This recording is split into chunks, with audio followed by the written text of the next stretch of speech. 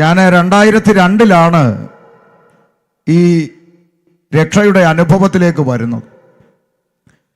ആ കാലങ്ങളിൽ ഇങ്ങനെ ആരാധനയ്ക്കും കൺവെൻഷനും ഒക്കെ പാഞ്ഞു പോകുന്ന ഒരു ശീലമുണ്ട്, ദൈവവചനം കേൾക്കാനുള്ള ആവേശത്തോടെ. അപ്പോൾ ആ കാലത്ത് നമ്മുടെ ദൈവദാസന്മാര്, പിതാക്കന്മാര് നമ്മുടെ കർത്താവിൻ്റെ കാഹളം ധ്വനിക്കാൻ സമയമായി എന്നെങ്ങാനും പറഞ്ഞു കഴിഞ്ഞാൽ പിന്നെ ഒരു 10 മിനിറ്റ് പ്രസംഗിക്കാൻ ഒക്കുകയില്ല. നിങ്ങൾക്ക് മനസ്സിലായോ?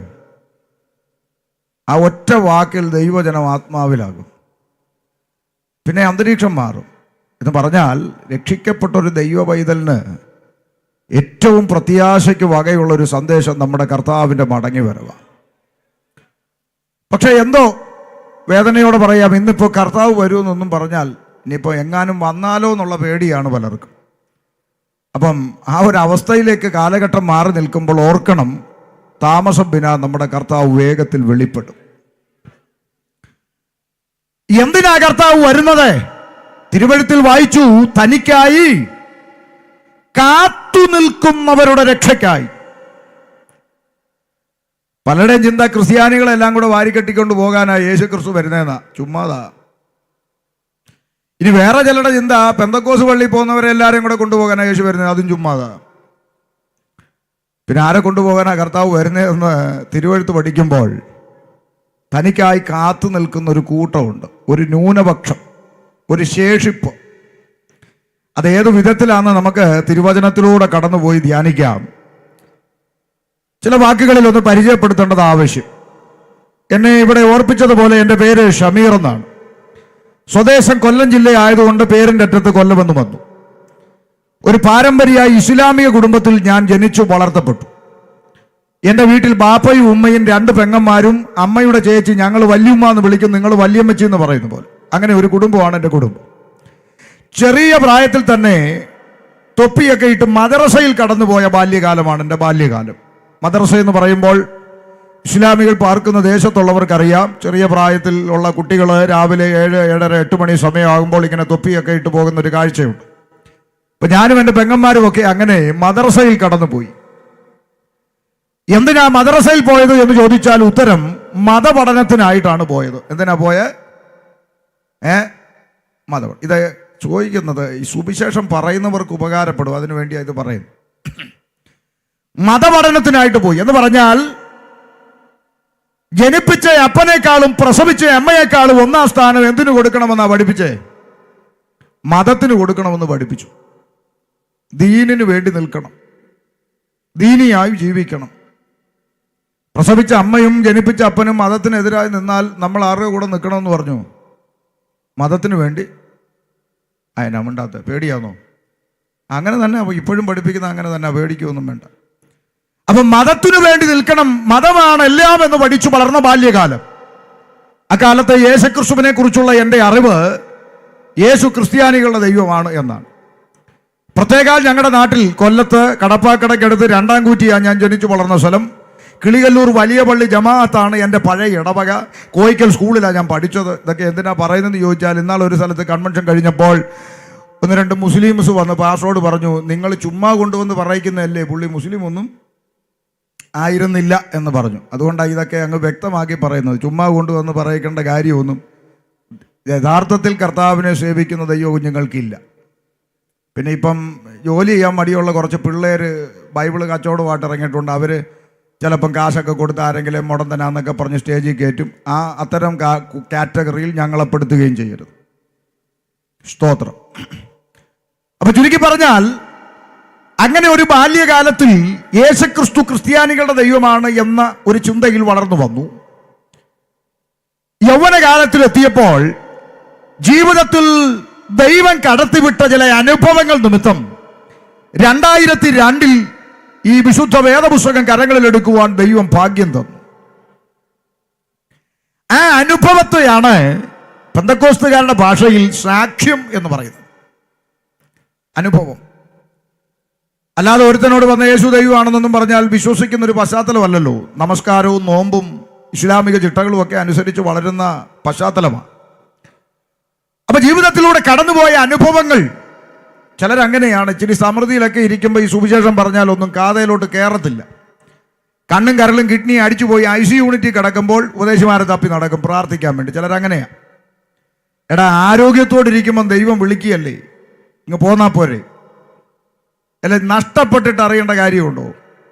അപ്പൊ ജീവിതത്തിൽ വന്ന ചില അനുഭവങ്ങൾ നിമിത്തം 2002 ഒരു ബൈബിൾ കരങ്ങളിലേക്ക് വന്നു. എന്താ ഈ സംഗതി എന്നൊന്ന് അറിയാൻ ഒരു താല്പര്യമുണ്ടായിട്ട് രഹസ്യമായിട്ട് ആരും കാണാതെ ബൈബിൾ വായിക്കാൻ തുടങ്ങി വീട്ടിനകത്ത്. ഒരു ദിവസം എൻ്റെ ഉമ്മ ജമീല ബീവി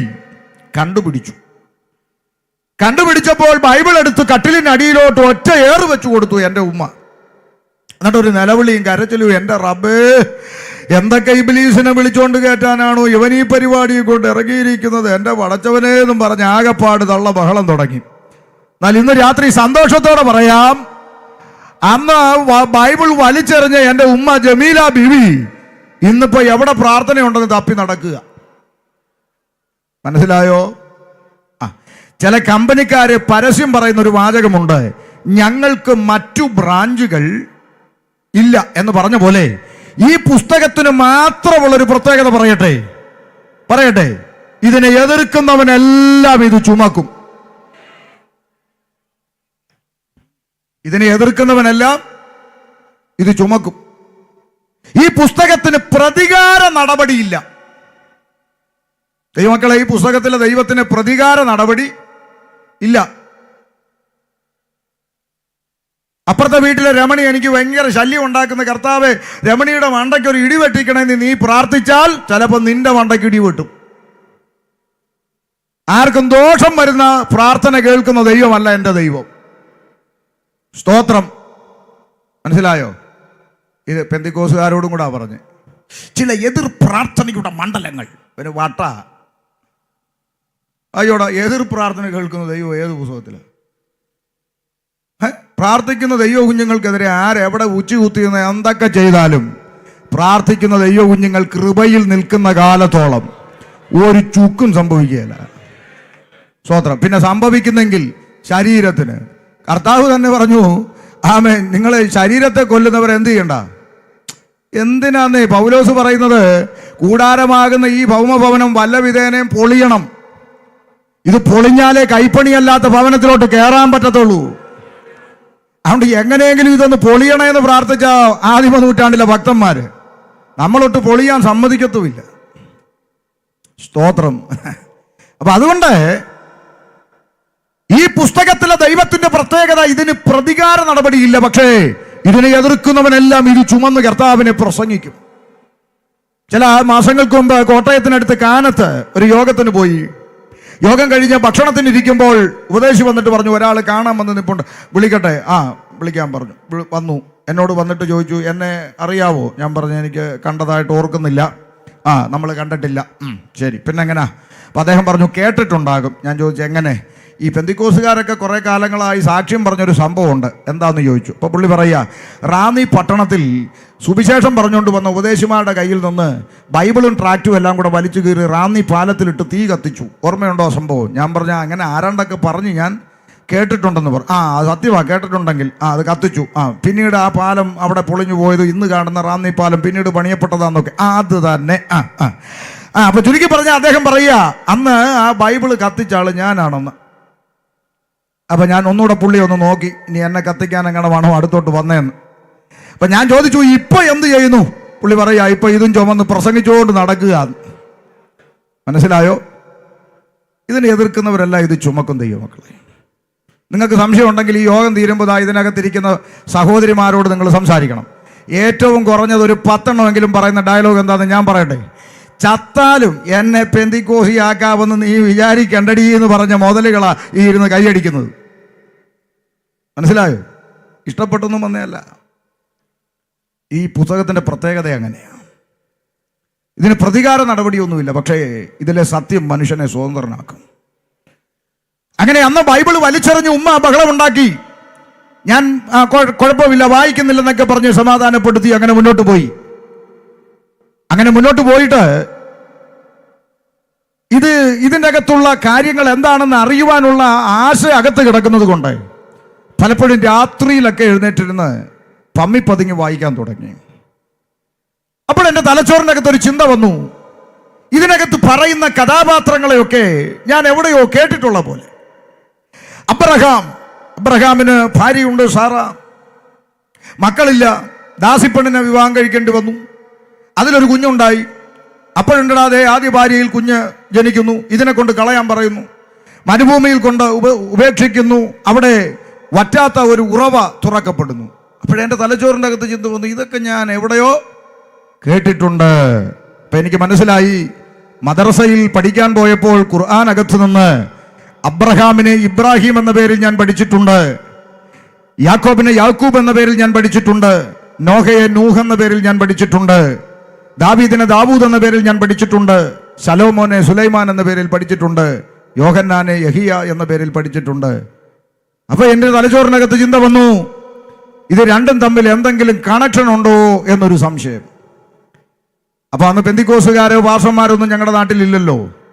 അതുകൊണ്ട് അറിയാവുന്ന കത്തോലിക്കരായ ക്രിസ്ത്യാനികൾ പരിസരത്തുണ്ട്. അവരോട് ചെന്നിട്ട് ചോദിച്ചു, അച്ചായ ഇത് നിങ്ങളുടെ ബൈബിളിലും ഞങ്ങളുടെ ഖുർആനിലും ഒക്കെ ഇങ്ങനെ എഴുതിയിരിക്കുന്നതെല്ലാം ഒരേപോലൊക്കെ തന്നെയാണോ എന്ന് ചോദിച്ചപ്പോൾ അച്ചായൻ്റെ ഒരു ഡയലോഗ്, ഷമീറെ അത് നിങ്ങൾ അള്ളാഹു എന്ന് വിളിക്കുന്നു, ഞങ്ങൾ യഹോവ എന്ന് വിളിക്കുന്നു, നിങ്ങൾ ഈസാ നബി എന്ന് പറയുന്നു, ഞങ്ങൾ യേശു ക്രിസ്തു എന്ന് പറയുന്നു, ഇതെല്ലാം മിണ്ടുന്നില്ല, ഇതെല്ലാം ഒന്നാണെന്ന് അച്ചായൻ പറഞ്ഞു.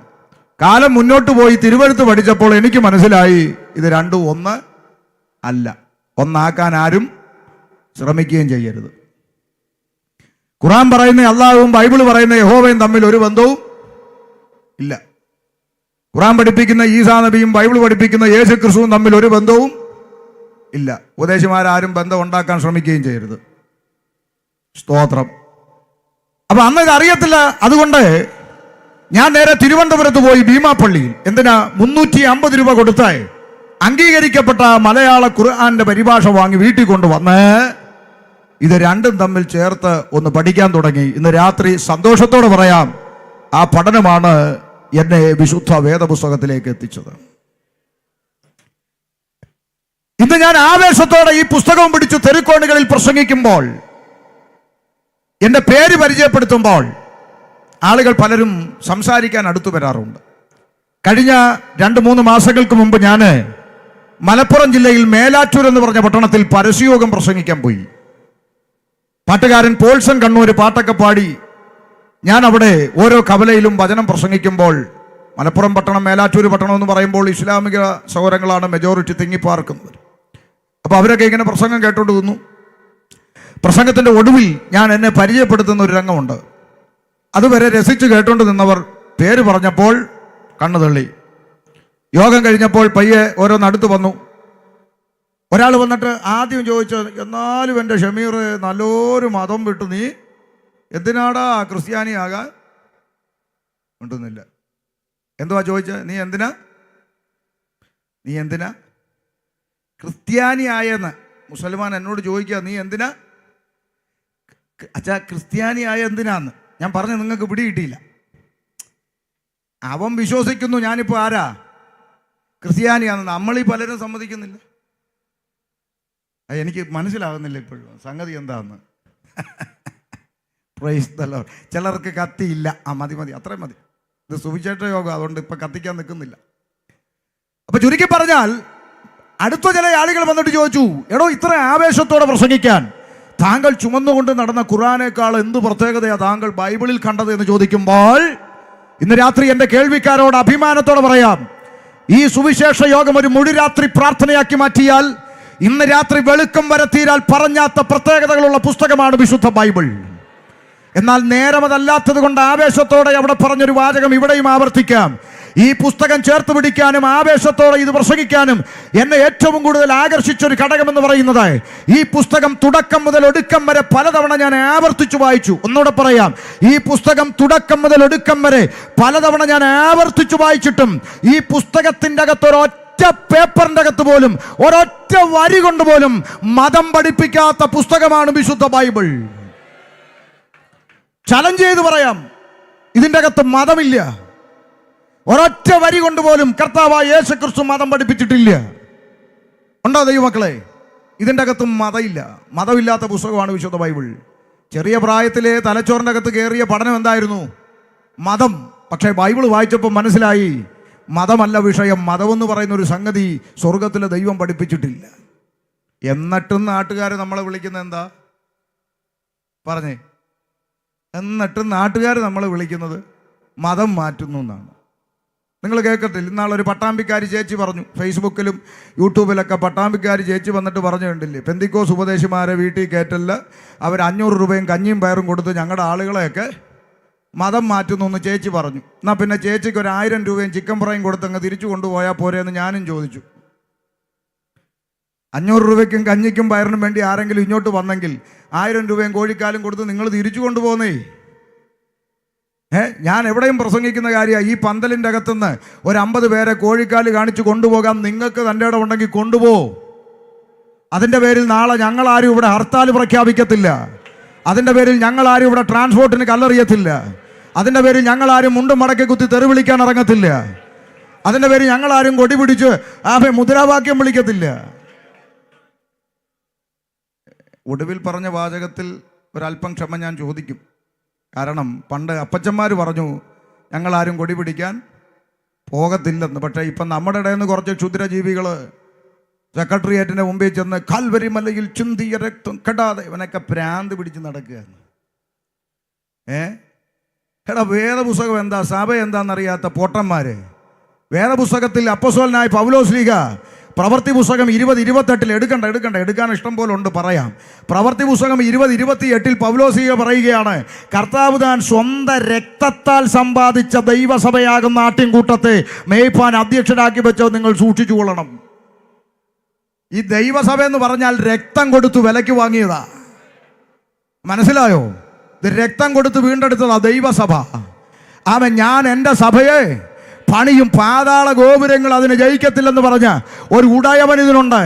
ആ ദൈവത്തിനറിയാം സഭയെ സംരക്ഷിക്കാൻ. അതിന് മൂക്കി ശ്വാസമുള്ള പേട്ട് മനുഷ്യൻ്റെ സഹായം തൽക്കാലം എൻ്റെ ദൈവത്തിന് ആവശ്യമില്ല. മനസ്സിലാകുന്നുണ്ടോ? പത്രോസ് തടവിലായെന്ന് സഭ അറിഞ്ഞു. സഭ എന്ത് ചെയ്തു? കൊടിയും പിടിച്ച് രാജാവിൻ്റെ കൊട്ടാരത്തിലോട്ട് മാർച്ച് നടത്തിയെന്നാണോ? ആണോ? പിന്നെന്തുവാ? സഭ ശ്രദ്ധയോടെ പ്രാർത്ഥിച്ചു. കാരണം അന്നത്തെ സഭയ്ക്കൊരു വെളിപ്പാടുണ്ട്.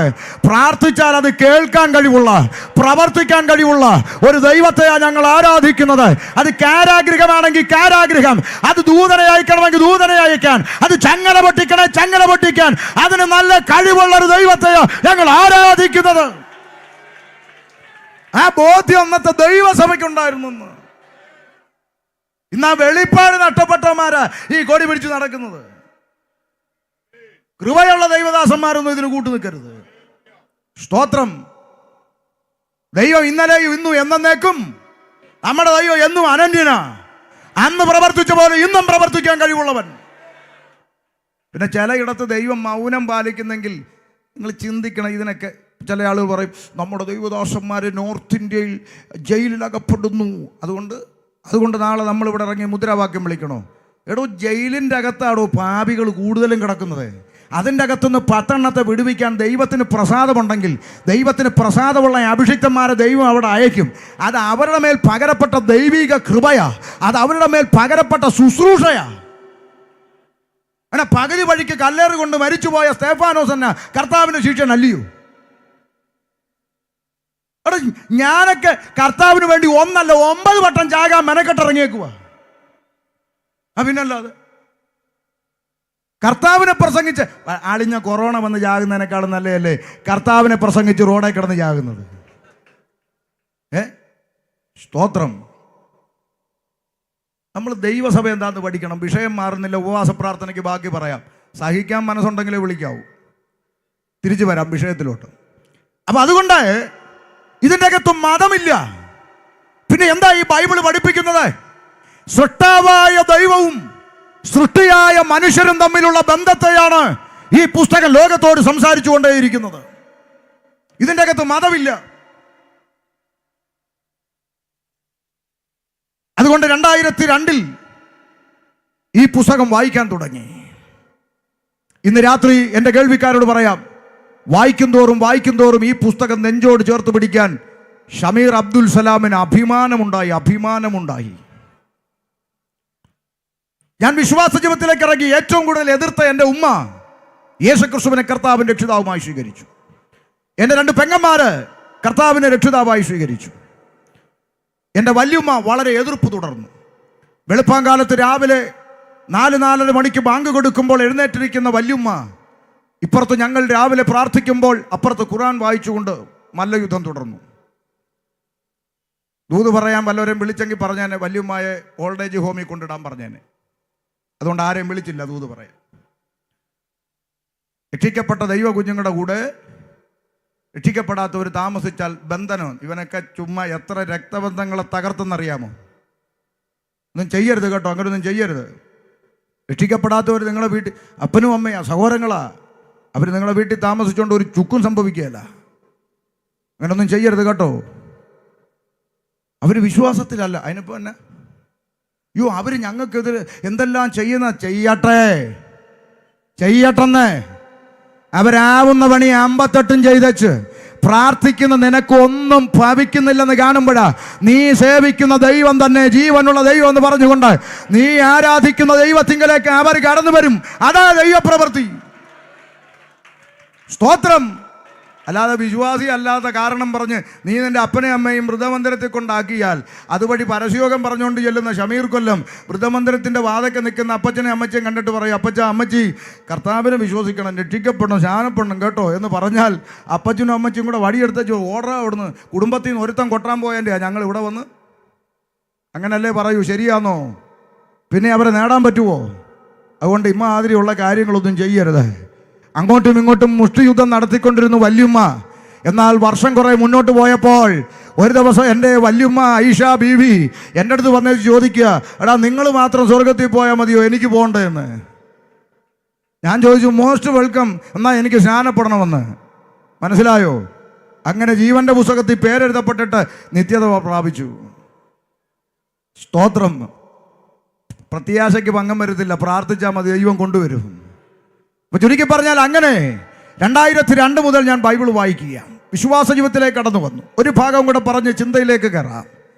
ഒരു ഫംഗ്ഷന് വെച്ച് കണ്ടപ്പോൾ ബാപ്പായുടെ ആൾക്കാർ എൻ്റെ അടുക്കൽ പൊതിഞ്ഞു വന്നിട്ട് പറഞ്ഞു, എടാ നിന്നെ ആരാണ്ട് ചതിച്ചു വഞ്ചിച്ച് ചുറ്റിച്ച് നിന്നെ പറ്റിച്ച് ഇതിനകത്ത് കൊണ്ട് ഇട്ടതാ. അങ്ങനെ മുസ്ലിമീ നിന്നൊന്നും ആരും പോകത്തില്ല, നിനക്കെന്തോ അബദ്ധം പറ്റിയതാണ്. വിശേഷം കഴിഞ്ഞ് വീട്ടിലെത്തിയപ്പോഴത്തേക്ക് എൻ്റെ തലച്ചോറിൻ്റെ അകത്ത് ഇത് കിടന്ന് കറങ്ങാൻ തുടങ്ങി. കാര്യം അന്ന് പഠിച്ചു വരുന്നതല്ലേ ഉള്ളൂ, ഇങ്ങോട്ട് വന്നതല്ലേ ഉള്ളൂ. അപ്പോൾ തലച്ചോറിൻ്റെ അകത്തൊരു ചിന്ത, അബദ്ധം പറ്റിയതെങ്ങാനും ആണോന്നൊന്നറിയാൻ. അപ്പോൾ പരിചയമുള്ള ഉപദേശിയോട് ചോദിച്ചു, ഉപദേശി എന്നെപ്പോലെ വിശ്വാസത്തിൽ വന്ന വേറെ ആരെങ്കിലും കേരളത്തിൽ ഉണ്ടോ എന്ന് ചോദിച്ചു, ഒരു സമാധാനത്തിന്. അപ്പോൾ പുള്ളിക്കാരൻ പറഞ്ഞു, പാസ്റ്റർ നസീർ ആലപ്പുഴയിലുണ്ടെന്നു, ഇന്ന് നിത്യതയിൽ വിശ്രമിക്കുന്നു. ഞാൻ പറഞ്ഞു, എനിക്ക് നമ്പർ വേണം. നമ്പർ മേടിച്ചു. ഞാൻ നേരെ നസീർ പാസ്റ്ററെ കാണാൻ ആലപ്പുഴയിൽ വന്നു. ആലപ്പുഴ കണ്ടപ്പോൾ നസീർ പാസ്റ്റർ ചോദിച്ചു, ഞാൻ ചോദിച്ചു, നസീർ പാസ്റ്റർ എന്നാ വിശ്വാസത്തിൽ വന്നേ? എന്നോട് ചോദിച്ചു, നീ എന്നാ വന്നേ? ഞാൻ പറഞ്ഞു, ഞാൻ ഇപ്പോൾ 2002 ഞാൻ 94 ഇറങ്ങിയെന്നു. മനസ്സിലായോ? നസീർ പാസ്റ്ററും ഭാര്യ റഷീദയും ആലപ്പുഴ ജനിച്ച് ആലപ്പുഴ വളർന്ന് ആലപ്പുഴയിൽ ഇൻകിലാബ് വിളിച്ച് നടന്ന നസീർ പാസ്റ്ററും കുടുംബവും അവിടെ കർത്താവിനെ സേവിക്കുന്നു. അപ്പോൾ എനിക്ക് ഇച്ചിരി സന്തോഷമായി. മലയാളി അങ്ങനെയാണല്ലോ, നമ്മുടെ വീട്ടിൽ കറണ്ട് പോകുമ്പോൾ അപ്പുറത്തും കൂടെ പോയെന്നറിയുമ്പോൾ ഒരു സമാധാനം. അപ്പോൾ ഒരുത്തനും കൂടെ ഉണ്ടെന്ന് കേട്ടപ്പോൾ ഒരു സമാധാനം. അപ്പോൾ ഞാൻ ചോദിച്ചു, നസീർ പാസ്റ്ററെ നമ്മളെപ്പോലെ വേറെ ആരെങ്കിലും ഉണ്ടോ? പുള്ളി പറഞ്ഞു, പിന്നെ പാസ്റ്റർ സിയാദ് മുഹമ്മദ് കോട്ടയത്തുണ്ടെന്ന്. നേരെ വിട്ടു വണ്ടി കോട്ടയത്ത്. സിയാദ് മുഹമ്മദിനെ കണ്ടു. സിയാദിനോട് ചോദിച്ചു, പാസ്റ്റർ വേറെ ആരെങ്കിലും നമ്മളെപ്പോലെ? പാസ്റ്റർ ഷാജഹാൻ മലപ്പുറത്തുണ്ടെന്ന്. വിട്ടു മലപ്പുറത്ത് ചുങ്കത്തറയിൽ ഷാജഹാനും ഷീജ ബീവിയും കർത്താവിൻ്റെ വേല ചെയ്യുന്നു. ഷാജഹാനെ കണ്ടപ്പോൾ ചോദിച്ചു, വേറെ ആരെങ്കിലും ഉണ്ടോ? പാസ്റ്റർ ഇസ്മായിൽ അട്ടപ്പാടിയിലുണ്ടെന്ന്, മുരളീധരൻ്റെ അടുക്കെ. നേരെ വിട്ടു അട്ടപ്പാടി ചെന്ന് ഇസ്മായിലിനെ കണ്ടു. ഇപ്പൊ പുള്ളി അളിയനാ, പെങ്ങളെ കെട്ടി. സ്തോത്രം. ഇസ്മായിൽ പറഞ്ഞു, പാസ്റ്റർ റഫീഖ് വയനാടുണ്ടെന്ന്. റഫീഖിനെ കണ്ടപ്പോൾ പറഞ്ഞു, പാസ്റ്റർ മുനീർ കാസർഗോഡ് നിന്നുണ്ടെന്ന്. മുനീറിനെ കണ്ടപ്പോൾ പറഞ്ഞു, പാസ്റ്റർ അബ്ദുൽ വഹാബ് കണ്ണൂരുണ്ടെന്ന്. അബ്ദുൽ വഹാബിനെ കണ്ടപ്പോൾ പറഞ്ഞു, എൻ്റെ അനിയൻ അബ്ദുൽ സമദ് തിരുവനന്തപുരത്ത് നാലാഞ്ചിറയിലുണ്ടെന്ന്. ഞാൻ ഇനി പറയാൻ പോയാൽ നേരം പോവും. ഈ കൊച്ചു കേരളത്തിനകത്ത് നിന്ന് ആയിരക്കണക്കിന് ആളുകളാ ഇന്ന് ജീവനുള്ള ദൈവത്തിൻ്റെ പിറകെ ഇറങ്ങി തിരിച്ചിരിക്കുന്നത്. പറഞ്ഞതിൻ്റെ സാരം, ഇത് കുഞ്ഞുകളിയല്ല മാമേ, ഇതിൻ്റെ അകത്ത് ഗൗരവമായ വിഷയമുണ്ട്. കൊട്ടിപ്പാടി കലപിലവില എന്ന് പറഞ്ഞുകൊണ്ട് നടക്കുന്ന ഈ കൂട്ടം ഏതാണ്ട് അന്യഗ്രഹത്തിൽ നിന്ന് വന്ന ജീവികളെപ്പോലെ സമൂഹം കാണുമ്പോൾ ഓർക്കണം, ഇതിൻ്റെ അകത്ത് ഗൗരവമായ വിഷയങ്ങളുണ്ട്. സ്തോത്രം. തിരുവനന്തപുരത്ത് കഴിഞ്ഞ ആഴ്ച യോഗത്തിന് പോയി. തിരുവനന്തപുരം ജില്ലയുടെ പ്രത്യേകത എല്ലാ ദിവസവും കൺവെൻഷനാണ്. എവിടെ നിന്നല്ലെങ്കിൽ മറ്റിടത്ത് ഇങ്ങനെ യോഗമാണ്. ഞാനിങ്ങനെ വണ്ടി ഓടിച്ചു പോകുമ്പോൾ മതിലെല്ലാം കൺവെൻഷൻ്റെ നോട്ടീസാണ്. നോട്ടീസ് വായിച്ചു നോക്കുമ്പോൾ പുതിയ പുതിയ പേരുകളാന്നേ. പാസ്റ്റർ സുരേഷ്, സുമേഷ്, രതീഷ്, രമേശ്, നാരായണൻ, ഗോപാലകൃഷ്ണൻ, കുട്ടപ്പൻ, രാജപ്പൻ, ഗോപിനാഥൻ, ആചാരി, എല്ലാം പാസ്റ്റർ. കണ്ടോ? ഇനി മൂന്നാമതൊരു ഭാഗം പഠിച്ചാൽ ഫാദർ മാർഷലിൻ ജെ മൊറൈസ്, റോമൻ കത്തോലിക്ക പുരോഹിതനായിരുന്ന ക്രൈസ്തവ സന്യാസി സമൂഹത്തിൽ നിന്ന് ഫാദർ മാർഷലിൻ ജെ മൊറൈസ് അച്ഛൻ, യാക്കോബായ പുരോഹിതനായിരുന്ന ഫാദർ ജോർജ് മാത്യു പുതുപ്പള്ളി അച്ഛൻ, കത്തോലിക്ക അച്ഛനായിരുന്ന ഫാദർ ക്രിസ്പിൻ അച്ഛൻ, കാനബച്ചൻ, അങ്ങനെ അനേക അച്ഛന്മാര് 60-70 വയസ്സിൽ പോത്തിനെ കുളിപ്പിക്കുന്ന കലക്കവെള്ളത്തിൽ മുങ്ങി സ്നാനപ്പെട്ട് പന്തക്കോസ് അനുഭവത്തിലേക്ക് കടന്നു വന്നു. പറഞ്ഞതിൻ്റെ താല്പര്യം ഇത് കളിയല്ല. അപ്പോൾ അബദ്ധം പറ്റിയതല്ലെന്ന് മനസ്സിലായി. അങ്ങനെ പുസ്തകം അങ്ങോട്ട് പഠിക്കാൻ തുടങ്ങി. ഇനി ഞാൻ അങ്ങോട്ട് പറയുന്ന കാര്യങ്ങൾ ഗൗരവമായി കേട്ടോണം. 2002 മുതൽ അങ്ങോട്ട് ഷമീർ കൊല്ലം വിശുദ്ധ വേദപുസ്തകം വായിച്ചപ്പോൾ എനിക്ക് മനസ്സിലായ കാര്യങ്ങൾ ഇനി നിങ്ങളോട് പങ്കുവെക്കാൻ പോവുക. ഒരു കൊച്ചു കുഞ്ഞിന് മനസ്സിലാകുന്നത് പോലെ ശ്രദ്ധിച്ചിരിക്കണം. ഞാനിത് വായിക്കാൻ തുടങ്ങി. ആദിയിൽ ദൈവം ആകാശവും ഭൂമിയും സൃഷ്ടിച്ചു. മനോഹരം, വേറെ പ്രശ്നമൊന്നുമില്ല, കൊള്ളാം. ആകാശം ഭൂമി സൃഷ്ടിച്ചു. ചരാചരങ്ങൾ, ഇടജാതി, മൃഗജാതി, കന്നുകാലി, നാൽക്കാലി, പറവജാതി എന്നിങ്ങനെ അടുക്കടുക്കായി പ്രപഞ്ചത്തിൽ സൃഷ്ടിപ്പ് നടത്തുന്ന ഒരു സൃഷ്ടാവിനെ ഞാൻ കണ്ടു. മനോഹരമായിരിക്കുന്നു, കൊള്ളാം. 6-ാം ദിവസം മനുഷ്യനെ സൃഷ്ടിക്കാമെന്ന് തീരുമാനിക്കുന്ന രംഗം വന്നു. അപ്പൊ ഞാൻ ഒന്നുകൂടി ശ്രദ്ധിച്ചപ്പോൾ അവിടെ എഴുതിയിരിക്കുന്ന ഒരു പദം, ഒരു മനുഷ്യൻ ഉണ്ടാകട്ടെ എന്ന് എഴുതിയില്ല. ഉണ്ടോ? കന്നുകാലി ഉണ്ടാകട്ടെ, പറവജാതി പറക്കട്ടെ, മത്സ്യങ്ങൾ പെരുകട്ടെ എന്ന് പറഞ്ഞ ദൈവം ഒരു മനുഷ്യനങ്ങ് ഉണ്ടാകട്ടെ എന്ന് പറയുന്നില്ല. പകരം സൃഷ്ടാവായ ദൈവത്തിൻ്റെ കരങ്ങൾ കൊണ്ട് നിലത്തെ പൊടി കൊണ്ടൊരു മനുഷ്യരൂപം നിർമ്മിച്ചു എന്ന്. അനക്കമില്ലാതിരുന്ന അവൻ്റെ മൂക്കിലേക്ക് സ്വർഗത്തിലെ ദൈവം ജീവശ്വാസം ഊതിയപ്പോൾ അവൻ ജീവനുള്ളവനായി തീർന്നു എന്ന് പുസ്തകത്തിൽ വായിച്ചു. വായിച്ചപ്പോൾ എൻ്റെ തലച്ചോറിനകത്തൊരു ചിന്ത വന്നു, അങ്ങനെയാണെങ്കിൽ ഈ പട്ടിക്കും പൂച്ചയ്ക്കും ആടിനും മാടിനും ഈ മത്സ്യത്തിനുമൊക്കെ ഉണ്ടാകട്ടെ എന്ന് പറഞ്ഞപ്പോഴേ ജീവൻ ഉണ്ടായല്ലോ. പിന്നെ ഇതിന് മാത്രം സൃഷ്ടിച്ചു ഉണ്ടാക്കി വെച്ചപ്പം ജീവനില്ലാതായി, പിന്നെ ഊതിയപ്പോൾ ജീവൻ ഉണ്ടായി. അങ്ങനെയാണെങ്കിൽ രണ്ടിനും തമ്മിൽ എന്താ പ്രത്യേകത എന്ന് ചിന്തിച്ചപ്പോൾ ഒരു കാര്യം മനസ്സിലായി. ഈ സ്വർഗത്തിലെ ദൈവം ഊതിയ ജീവശ്വാസത്താൽ ഈ ഇരുകാലിയായ മനുഷ്യനൊരു ലോട്ടറി ലഭിച്ചു. കന്നുകാലിക്കും ഇടജാതിക്കും പറവജാതിക്കും ഈ ഉലകത്തിലെ ഒരു ചരാചരങ്ങൾക്കും ലഭിക്കാത്തൊരു പദവി, ഒരു ലോട്ടറി ദൈവം എനിക്കും നിങ്ങൾക്കും തന്നു. എന്താ? വിലപ്പെട്ട ആത്മാവുള്ളവനായി സൃഷ്ടിച്ചു. ശരിയല്ലേ? എത്ര മനോഹരം. മൃഗങ്ങൾക്ക് ആത്മാവുണ്ടോ? നിങ്ങളെ ചെന്നിത്തലയിൽ ആരെങ്കിലും വിളിക്കാറുണ്ടോ? എടി രമണി, വീട്ടിലെ പട്ടി ചത്തടി, അടുത്ത ആഴ്ച 16 അടിയന്തരമാണ്, ഇഡലി തിന്നാൻ പറഞ്ഞോ, കാർഡ് പഠിച്ചുകൊണ്ട് വിളിക്കാറുണ്ടോ? ഇല്ല. ക്രിസ്ത്യാനികൾ വിളിക്കാറുണ്ടോ? മറിയാമേ, ഞങ്ങളുടെ പശു അങ്ങ് ചത്തു, അടുത്ത ആഴ്ച പാട്ട് കുർബാനയാ, പള്ളിയിൽ നിന്ന് അച്ഛനൊക്കെ വരും, നിങ്ങളും വരണമെന്ന് വിളിക്കാറുണ്ടോ? ഇല്ല. മുസ്ലിങ്ങൾ വിളിക്കാറുണ്ടോ? ഞങ്ങളുടെ എരുമ ചത്തു, 11-ാം കത്തത്തിന് ചെമ്പ് പൊട്ടിക്കും, ബിരിയാണി അടിക്കാൻ പറഞ്ഞെന്ന് വിളിക്കാറുണ്ടോ? ഇല്ല. മൃഗങ്ങൾ ചത്താലെടുത്ത് കുഴിച്ചിട്ട് വിഷയം അങ്ങ് തീരുന്നു. മനുഷ്യൻ മരിച്ചാലോ ശേഷക്രിയ, മോക്ഷക്രിയ, പാട്ട് കുർബാന, അടിയന്തരം, കത്തം, ഇതെല്ലാം മനുഷ്യൻ ചെയ്യുന്നില്ലേ? എന്താ കാര്യം? ജീവിച്ചിരിക്കുന്നവൻ്റെ തലയ്ക്ക് ബോധമുണ്ട്, മരിച്ചുപോയവനൊരു ആത്മാവുണ്ടെന്നും അതിന് മോക്ഷം ലഭിക്കണമെന്നും ജീവിച്ചിരിക്കുന്നവന് ബോധമുള്ളതുകൊണ്ട് അവൻ ഇതെല്ലാം ചെയ്തു കൂട്ടുന്നത്. ചെയ്തുകൊണ്ട് വല്ല പ്രയോജനം ഉണ്ടോ എന്നൊക്കെ പിന്നാലെ നമുക്ക് പുസ്തകത്തിൽ നിന്ന് വായിക്കാം, അല്ലേ? 7-ന്റെ അന്ന് ചെന്ന് ഈ ആത്മാവിനെ സ്വർഗത്തിലേക്ക് കയറ്റണമെന്ന് പറയും, കയറ്റിവിടും. 40-ന്റെ അന്ന് വീണ്ടും പറയും ഈ ആത്മാവിനെ സ്വർഗത്തിലേക്ക്. അപ്പം പിന്നെ 7-ന്റെ അന്ന് കയറ്റി വിട്ടതിനെ ആരാ ചവിട്ടിയിട്ട? യേശുവോ? ഇതെല്ലാം അറിവില്ലായ്മകളാണെന്നറിയാമോ? ബാക്കി നമുക്ക് പുസ്തകത്തിൽ നിന്ന് വായിക്കാം, അവിടെ നിൽക്കട്ടെ, അങ്ങോട്ട് ഞാൻ വരാം. അപ്പൊ ചുരുക്കി പറഞ്ഞാൽ വിലപ്പെട്ട ആത്മാവുള്ളവനായി മനുഷ്യനെ സൃഷ്ടിച്ചു. കുഴപ്പമൊന്നുമില്ല, മനോഹരം. നീ അടുത്ത് ഒന്നുകൂടെ സന്തോഷം തോന്നിയ ഒരു ഭാഗം പറയാം. ഇങ്ങനെ ദൈവം തൻ്റെ സാദൃശ്യത്തിലും സ്വരൂപത്തിലും മനുഷ്യനെ സൃഷ്ടിച്ചു. അടുത്ത വാക്ക്, അവരെ ആണും പെണ്ണുമായി സൃഷ്ടിച്ചു. എന്ത് സന്തോഷം! ഹിന്ദുവായി സൃഷ്ടിച്ചെന്നില്ല, മുസൽമാനായി സൃഷ്ടിച്ചെന്നില്ല, ക്രിസ്ത്യാനികളായി സൃഷ്ടിച്ചെന്നില്ല. സൃഷ്ടാവായി ഈശ്വരൻ പടച്ചവൻ ദൈവം ഭൂമിയിൽ മനുഷ്യനെ സൃഷ്ടിച്ചത് ആമ ജാതിയും മതവും വേർതിരിച്ചല്ല, ആണും പെണ്ണുമായി സൃഷ്ടിച്ചു. അപ്പോൾ ഒരു കാര്യം മനസ്സിലായി, ദൈവത്തിന് ജാതിയും മതവും ഒന്നും ഇല്ല. സ്വർഗത്തിലെ ദൈവം ഭൂമിയിലേക്ക് കുനിഞ്ഞു നോക്കിയാൽ 2 ജാതിയെ ദൈവം കാണുന്നുള്ളൂ, ഒന്ന് ആണും ഒന്ന് പെണ്ണും. ബാക്കി ഇന്ന് കാണുന്ന സകല നാശകോടാലി ആരുണ്ടാക്കി വെച്ചതാ? ഈ ഇരുകാലി മനുഷ്യനുണ്ടാക്കി വെച്ച മെനയാ.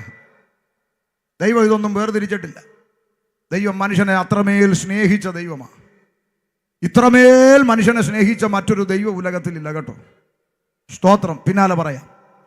അപ്പോൾ ആണും പെണ്ണുമായി സൃഷ്ടിച്ചു, മനോഹരം, വേറെ പ്രശ്നങ്ങളൊന്നുമില്ല. അപ്പം ഞാൻ വായിച്ചു, ഇതിലിത്രയും ബഹളം ഉണ്ടാക്കേണ്ട കാര്യം എന്താ? സൃഷ്ടാവായ ദൈവം സൃഷ്ടികൾ ചരാചരങ്ങൾ സൃഷ്ടിച്ചു, മനുഷ്യനെ സൃഷ്ടിച്ചു, മനുഷ്യനെ ഏദൻ തോട്ടത്തിലാക്കി വെച്ചു. അവർ സന്തോഷത്തോടെ ദൈവത്തെ ആരാധിച്ചുകൊണ്ട് മുന്നോട്ട് പോയി. വേറെ പ്രശ്നങ്ങളൊന്നുമില്ല. ഇതാണ് വേദപുസ്തകത്തിൻ്റെ 1-ാം ഘട്ടം.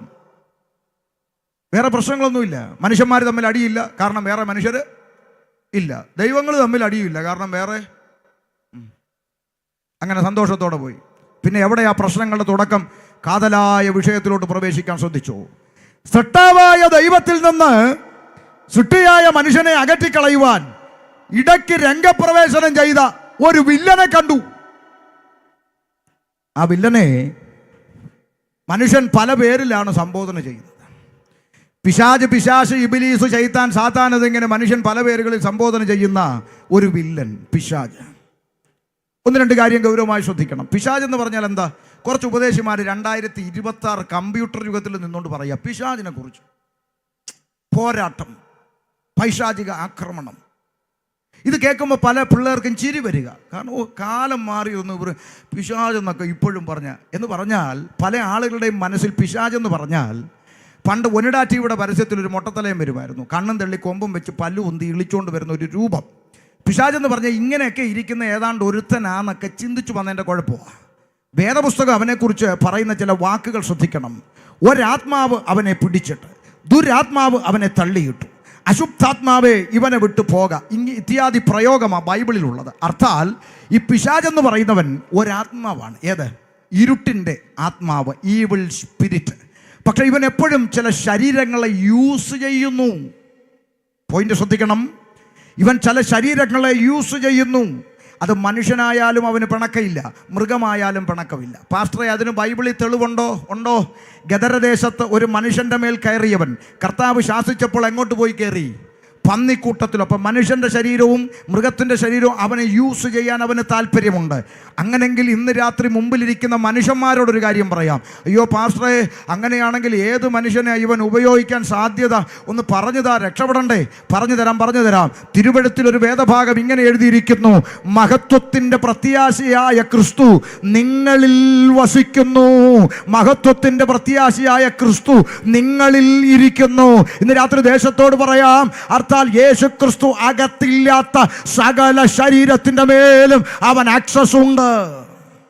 അതുകൊണ്ടാണ് ഞങ്ങൾ വിളിച്ചു കൂവുന്നത്, നിന്റെ ഹൃദയത്തിനകത്ത് കർത്താവിനെ സ്വീകരിക്കണം. ക്രിസ്തു അകത്തില്ലെങ്കിൽ നീ എത്ര വലിയ വീട് വെച്ചിട്ടും കാര്യമില്ല, നീ എന്തൊക്കെ നേടിയിട്ടും കാര്യമില്ല. വേദപുസ്തകം പറയുന്നു, ലോകം മുഴുവൻ നിന്റെ പേരിൽ എഴുതി വാങ്ങിയാലും നിന്റെ ആത്മാവ് നഷ്ടപ്പെട്ടാൽ, ജീവൻ നഷ്ടപ്പെട്ടാൽ നിനക്കെന്ത്? ഒരു പ്രയോജനവും ഇല്ല. അപ്പോൾ പിശാചിൻ്റെ രംഗപ്രവേശം വിവരിക്കാൻ നേരം പോരാ, എനിക്ക് ഒത്തിരി ഭാഗം പറയാനുണ്ട്. ഈ ഇരുട്ടിൻ്റെ ആത്മാവ് രംഗപ്രവേശനം ചെയ്തു ഏദൻ തോട്ടത്തിലേക്ക്. എന്താ ഇവൻ്റെ ഉദ്ദേശം? ഒന്ന് ശ്രദ്ധിച്ചേ. ഈ പിശാചിന് മനുഷ്യനോടുള്ള ദേഷ്യം എന്താ? ഇന്ന് രാത്രി ഒന്ന് ഗൗരവമായി ശ്രദ്ധിക്കുക. ദൈവമക്കൾ ശ്രദ്ധിക്കണേ. ഞാൻ നേരത്തെ പറഞ്ഞ പോലെ പുട്ടിനിടയ്ക്ക് തേങ്ങ പോലെ ചിരിച്ചേ നിങ്ങൾക്കും തരിക. ഈ പിശാചിൻ്റെ ഉദ്ദേശം എന്താ അവൻ്റെ ലക്ഷ്യം എന്താ? നീ ഒരു കാറ് മേടിക്കത്തില്ലെന്ന് വാദിച്ചു നിൽക്കുന്ന അന്ധകാര മണ്ഡലം, നീ കാറ് മേടിക്കുന്നതിന് പിശാചിന് എതിർപ്പുണ്ടോ? മിണ്ടുന്നില്ലല്ലോ. അച്ഛാ, എൻ്റെ വീട് പണിക്ക് തടസ്സം നിൽക്കുന്ന ചില മണ്ഡലങ്ങൾ, നീ വീട് വെക്കുന്നതിന് പിശാചിന് തടസ്സമുണ്ടോ? മിണ്ടുന്നില്ലല്ലോ. എതിർപ്പുണ്ടോ? നമ്മുടെ ഈ കൊച്ചു കേരളത്തിൽ ദൈവമില്ലെന്ന് പറയുന്ന നിരീശ്വരവാദികളുണ്ടോ? പറ. ഉണ്ട്. രവിചന്ദ്രനെ പോലെ നിരീശ്വരവാദികളായ ആളുകൾ ഈ കൊച്ചു കേരളത്തിൽ നിന്ന് കൂടുതലായി കണ്ടുവരുന്നുണ്ട്. ചോദിക്കട്ടെ, ഈ നിരീശ്വരവാദികളായ ആളുകളെല്ലാം തെരുവിൽ പട്ടിണി കിടക്കുവാണോ? ആണോ? ഈ നിരീശ്വരവാദികൾ സഞ്ചരിക്കുന്ന കാറിൻ്റെ ബ്രാൻഡ് നിങ്ങൾ കണ്ടു നോക്ക്. BMW, ഓഡി, ജാഗ്വാർ, ബെൻസ് തുടങ്ങിയ വലിയ ബ്രാൻഡ് കാറുകളിലും വലിയ മുന്തിയ ഫ്ലാറ്റുകളിലും താമസിക്കുന്ന, ദൈവമില്ലൊരു കുന്തോ ഇല്ലെന്ന് പറയുന്ന നിരീശ്വരവാദികൾ ഇവിടെ വലിയ ബ്രാൻഡഡ് കാറിൻ്റെ അകത്ത് തേരാപ്പാര സഞ്ചരിക്കുമ്പോഴാണ് ഒരു പാട്ട മാരുതിക്കാറും വെപ്പിച്ചുകൊണ്ട് നീ ചർച്ചയിരുന്ന് വിറയ്ക്കുക, കൃപയാലൊരു മാരുതിക്കാർ. എല്ലാ കഥയുണ്ടോടൂ? വല്ലതും മനസ്സിലാകുന്നോ? നിന്റെ വീട്ടിനകത്ത് ബ്രാൻഡ് കാറ് കിടപ്പുണ്ട്, അതെനിക്ക് യേശു അപ്പം തന്നതാ. അപ്പൊ പിന്നെ ദൈവം ഇല്ലെന്ന് പറഞ്ഞവനോ? ഏതപ്പം കൊടുത്തതാ? ഇതൊന്നും നേടിയതിലല്ല നീ പുകഴേണ്ടതെന്ന് പിടികിട്ടിയോ? ഇവിടുത്തെ BMW ഓടിയും ജാഗ്വാറും ബെൻസും ഉള്ളവനോട്, ഇവിടുത്തെ പഞ്ചായത്ത് പ്രസിഡന്റിനോട്, MLA യോട്, MP യോട്, മുഖ്യമന്ത്രിയോട്, പ്രധാനമന്ത്രിയോട് നിനക്ക് നേരെ നിന്ന് ചോദിക്കാൻ കഴിയുന്ന ഒരു പദവിയുണ്ട്. ഈ അണ്ടകടാകത്തെ മുഴുവൻ സൃഷ്ടിച്ച മഹാദൈവത്തെ പിതാവേ എന്ന് വിളിക്കാനുള്ള പുത്രത്വത്തിന്റെ ആത്മാവിനെ അവൻ എനിക്ക് തന്നിട്ടുണ്ട്. അത് നിനക്കുണ്ടോ? അതാ ദൈവമക്കളുടെ പ്രിവിലേജ്, അതാ നമ്മുടെ ലോട്ടറി. അല്ലാതെ ഈ കാണുന്ന ഭൗതിക നന്മ എന്തെങ്കിലും കിട്ടിയിട്ടുണ്ടെങ്കിൽ ഒരു ബോണസായി വെച്ചോ. കിട്ടിയാൽ സ്വോത്രം, കിട്ടിയില്ലെങ്കിൽ പരാതിയില്ല. ആ ദൈവം തരുന്ന മേടിച്ചോ. കിട്ടിയാൽ സ്വോത്രം. അപ്പോഴും മനസ്സിൻ്റെ അകത്ത് കുറിച്ചിട്ടോണം, ഒരു പക്ഷെ നാളെ ഇതെൻ്റെ കയ്യിൽ നിന്ന് പോകാം, പക്ഷെ പോകാത്ത ഒന്ന് ദൈവം എനിക്ക് തന്നിട്ടുണ്ട്, അതെൻ്റെ നിത്യതയാണ്. സഞ്ചരിക്കാൻ വാഹനമോ കിടക്കാൻ വീടൊന്നും വേണ്ടെന്നല്ലല്ലോ പറഞ്ഞ്. ഞാൻ പറഞ്ഞതൊന്നും ലളിതമായി വ്യക്തമാക്കാം. ഈ വാഴ വെക്കുന്നതിന് ഒരു ലക്ഷ്യമുണ്ട്. എന്തുവാ മാമേ? കൊല വെട്ടുക അല്ലേ? അത് ആ വാഴ വെക്കുന്നവൻ്റെ ലക്ഷ്യം കൊല വെട്ടുക. അപ്പം തന്നെ ഇല വെട്ടുന്നില്ലേ? ഇല്ലേ? പിള്ളേർക്ക് ചോറ് കൊടുക്കാം, പൊതിച്ചോറ്, ഇല വെട്ടും അല്ലേ? ഈ വാഴക്കൂമ്പ് തോരൻ വെക്കത്തില്ലേ? വെക്കും. പിന്നെ അതിൻ്റെ അകത്തിരിക്കുന്ന ട്യൂബിലൈറ്റ് വാഴപ്പിണ്ടി തോരൻ വെക്കാൻ എടുക്കത്തില്ല ഇല്ലേ? ഉണ്ട്. പക്ഷെ ഒരു ചെറിയ പ്രശ്നമുണ്ട്. കൊലയാകുന്നതിന് മുമ്പേ വാഴ വെട്ടി പിണ്ടി എടുക്കരുത്. അത്രേ ഞാൻ പറഞ്ഞതിൻ്റെ ഉദ്ദേശമുള്ളൂ. പിടി കിട്ടിയെന്ന് വിശ്വസിക്കുന്നു. കൊലയാകുന്നതിന് മുമ്പേ വാഴ വെട്ടി പിണ്ടി എടുത്താൽ ലക്ഷ്യം നഷ്ടപ്പെട്ടു, കൊല പോയി. അതുകൊണ്ട് രക്ഷിക്കപ്പെട്ടവൻ്റെ ലക്ഷ്യം നിത്യതയാ. ബാക്കിയെല്ലാം അതിൻ്റെ താഴെ നിൽക്കണമെന്നായി പറഞ്ഞത്. മനസ്സിലായോ? അത്രേ ഉദ്ദേശിച്ചുള്ളൂ. അതുകൊണ്ട് പിശാചിൻ്റെ ലക്ഷ്യം നീ ഈ ലോകത്തിൽ എന്തെങ്കിലും ഒരു ഭൗതിക നന്മ നേടുന്നതിനൊന്നും അവൻ എതിരല്ല ദൈവമക്കളെ.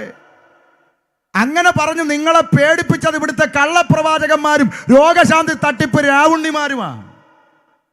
നിങ്ങളെ പറ്റിച്ചു. അമ്മാമ്മയുടെ വീട് വെക്കാൻ തടസ്സമായി നിൽക്കുന്ന മണ്ഡലങ്ങൾ.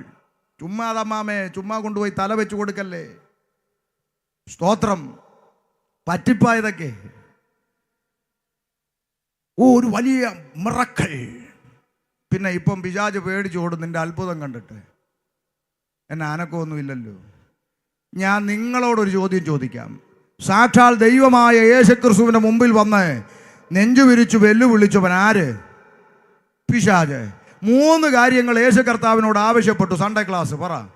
1, ദൈവപുത്രനാണെങ്കിൽ ഈ കല്ല് അപ്പമാവാൻ കൽപ്പിക്കുക. 2, ഗോപുരത്തിൻ്റെ മുകളിൽ നിന്ന് താഴേക്ക് ചാടിക്കോ, ദൂതന്മാർ പിടിച്ചോളൂ, ഒന്നും പറ്റത്തില്ലെന്ന്. 3, നീ എന്നെ ഒന്ന് വീണ് നമസ്കരിച്ചാൽ ഈ ലോകവും ഇതിൽ കാണുന്ന സകല നന്മകളും ഞാൻ നിനക്ക് നോക്ക്. ആർക്ക് ഓഫർ കൊടുക്കുന്നു? പിശാച് യേശു കർത്താവിന് ഓഫർ കൊടുക്കുക. എന്നെ ഒന്ന് വീണ് നമസ്കരിച്ചാൽ ഈ ലോകവും ഇതിൽ കാണുന്ന മുഴുവനും അങ്ങോട്ട് തരാമെന്ന്. നിൽക്കട്ടെ, ചോദ്യം. പിശാച് യേശുവിനോട് ആവശ്യപ്പെട്ട ഈ 3 കാര്യങ്ങൾ അത്ഭുതമാണോ അല്ലയോ? ചിന്തിച്ച് പറയണം. ഒന്നും മിണ്ടുന്നില്ല. ഷാജി പാസ്റ്റർ, നിങ്ങളുടെ സഭാ പാസ്റ്റർ, ഇവിടുന്ന് 5-6 കല്ല് വാരി ഇങ്ങോട്ട് ഈ മേശപ്പുറത്തോട്ട് വെച്ചേച്ച് യേശു ക്രിസ്തുവിൻ്റെ നാമത്തിൽ അപ്പമാകാമെന്ന് കൽപ്പിച്ചു. ഉടനെ അത് ആവി പറക്കുന്ന അപ്പമായി മാറി. അത്ഭുതമാണോ അല്ലയോ? ഇത് തന്നെയല്ലേ ഞാൻ ചോദിച്ചത്. ആവി പറക്കുന്ന അപ്പം അല്ലേ? ഓ, വാട്ട് എ വണ്ടർഫുൾ മിറക്കിൾ. പിന്നെ ഈ മനുഷ്യനെ എവിടെ കാണാൻ കിട്ടുമോ? ഇല്ല. ചോദ്യം ശ്രദ്ധിക്കണം, ഗൗരവമായി ശ്രദ്ധിക്കണം. ഈ മിറക്കിൾ ചെയ്യാൻ ആവശ്യപ്പെട്ടത് ആരാ? പുള്ളിക്ക് ഇതിനോട് പിണക്കമുണ്ടോ? എന്നാ മിണ്ടാത്ത ആരും? പുള്ളിക്ക് പിണക്കമുണ്ടോ? മിറക്കിൾ ചെയ്യാൻ ആവശ്യപ്പെടുക. നിങ്ങളുടെ പാസ്റ്റർ ഇവിടുത്തെ 10 നില ഹീരാ പ്ലാസ ബിൽഡിങ്ങിന്റെ മുകളിൽ കയറിയിട്ട് യേശുവിന്റെ നാമത്തിൽ ഞാനിതാ ചാടുന്നു എന്ന് പറഞ്ഞ് താഴെ വന്ന് വീണു, ഒന്നും പറ്റിയില്ല. അത്ഭുതമാണോ അല്ലയോ? അത്ഭുതം. ആവശ്യപ്പെട്ടതാരാ? പിണക്കമുണ്ടോ? ഇല്ല. 3, മൂന്നാമത്തെ ഓഫർ. നീ എന്നെ ഒന്ന് വീണ് നമസ്കരിച്ചാൽ മെറ്റീരിയൽ ബ്ലെസ്സിങ്സ് കംപ്ലീറ്റ് നിനക്ക് അങ്ങോട്ട് തരും. കേട്ടെ, ഇതിനകത്തൊരു മർമ്മം കിടപ്പുണ്ട്. ദൈവമക്കൾ ശ്രദ്ധയോടെ കേൾക്കണം. ഇനി നീ എന്നെ വീണ് നമസ്കരിച്ചില്ലേലും, യേശുവേ, നീ എന്നെ വീണ് നമസ്കരിച്ചില്ലേലും ഈ ലോകവും ഇതിലുള്ള സകല അധികാരവും നിന്റെ പിതാവായ ദൈവം ആർക്ക് തരും? നിനക്ക് തരും. കൊടുത്തോ? കൊടുത്തില്ലേ? യേശുവിന് കൊടുത്തില്ലേ? ഇത് കൊടുക്കുന്നതിന് മുമ്പുള്ള സീന. അപ്പം നീ എന്നെ വീണ് നമസ്കരിച്ചില്ലേലും ഈ ലോകവും ഇതിലെ അധികാരമൊക്കെ നിന്റെ പിതാവായ ദൈവം നിനക്ക് എന്ത് ചെയ്യും?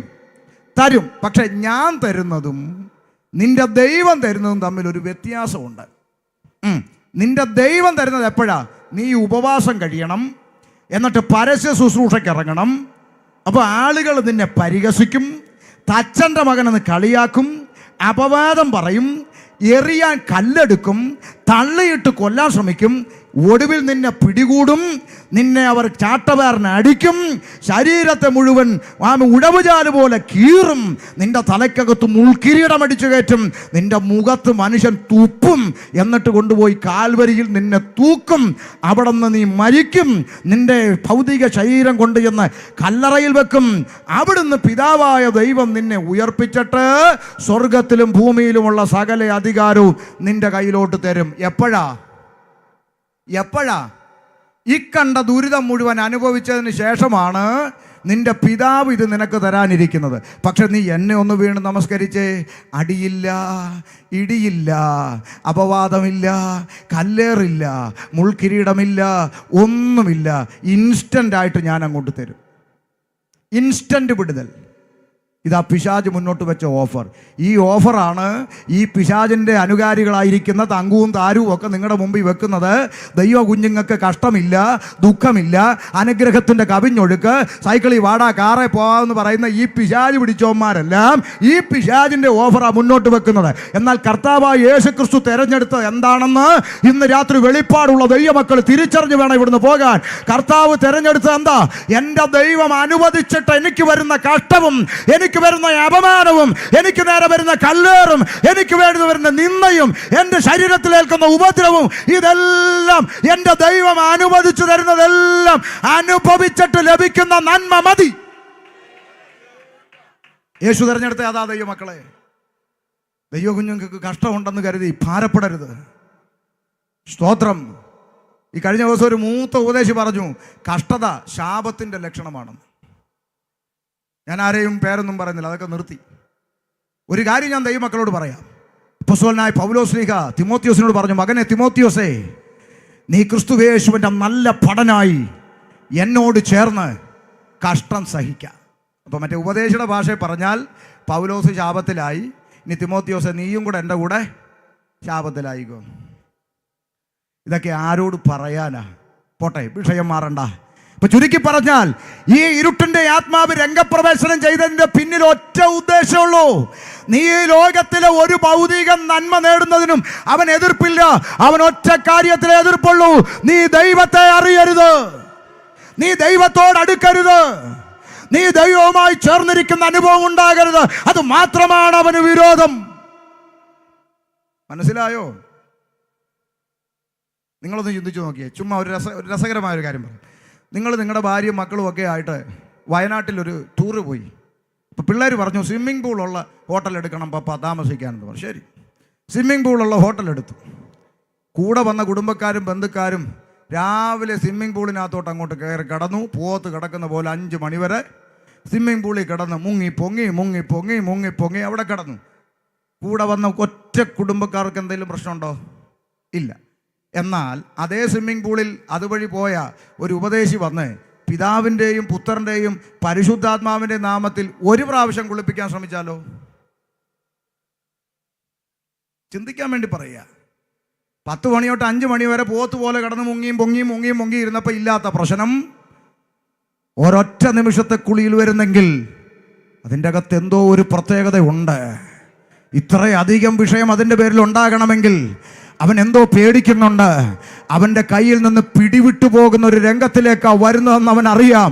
അതുകൊണ്ട് കഴിഞ്ഞ കാലങ്ങളിൽ, പിതാക്കന്മാരുടെ കാലങ്ങളിൽ സഹോദരിമാരോട് പറഞ്ഞു, നീ മുങ്ങിപ്പൊങ്ങിയ ഇതിനകത്ത് വന്നാൽ നിന്നെ ഉത്തരത്തിൽ കെട്ടിത്തൂക്കോടി എന്ന് പറഞ്ഞപ്പോൾ കൃപയുള്ള മാതാക്കൾ പറഞ്ഞു, നിങ്ങൾ എന്നെ കൊന്നാലും കെട്ടിത്തൂക്കിയാലും എനിക്കെൻ്റെ അപ്പച്ചൻ്റെ അടുക്ക പോകണമെന്ന് പറഞ്ഞുകൊണ്ട് ഈ ദൈവകൽപ്പന അനുസരിക്കാൻ അവർ മുന്നിട്ടിറങ്ങി. ഒരു ചുക്കും സംഭവിച്ചില്ല.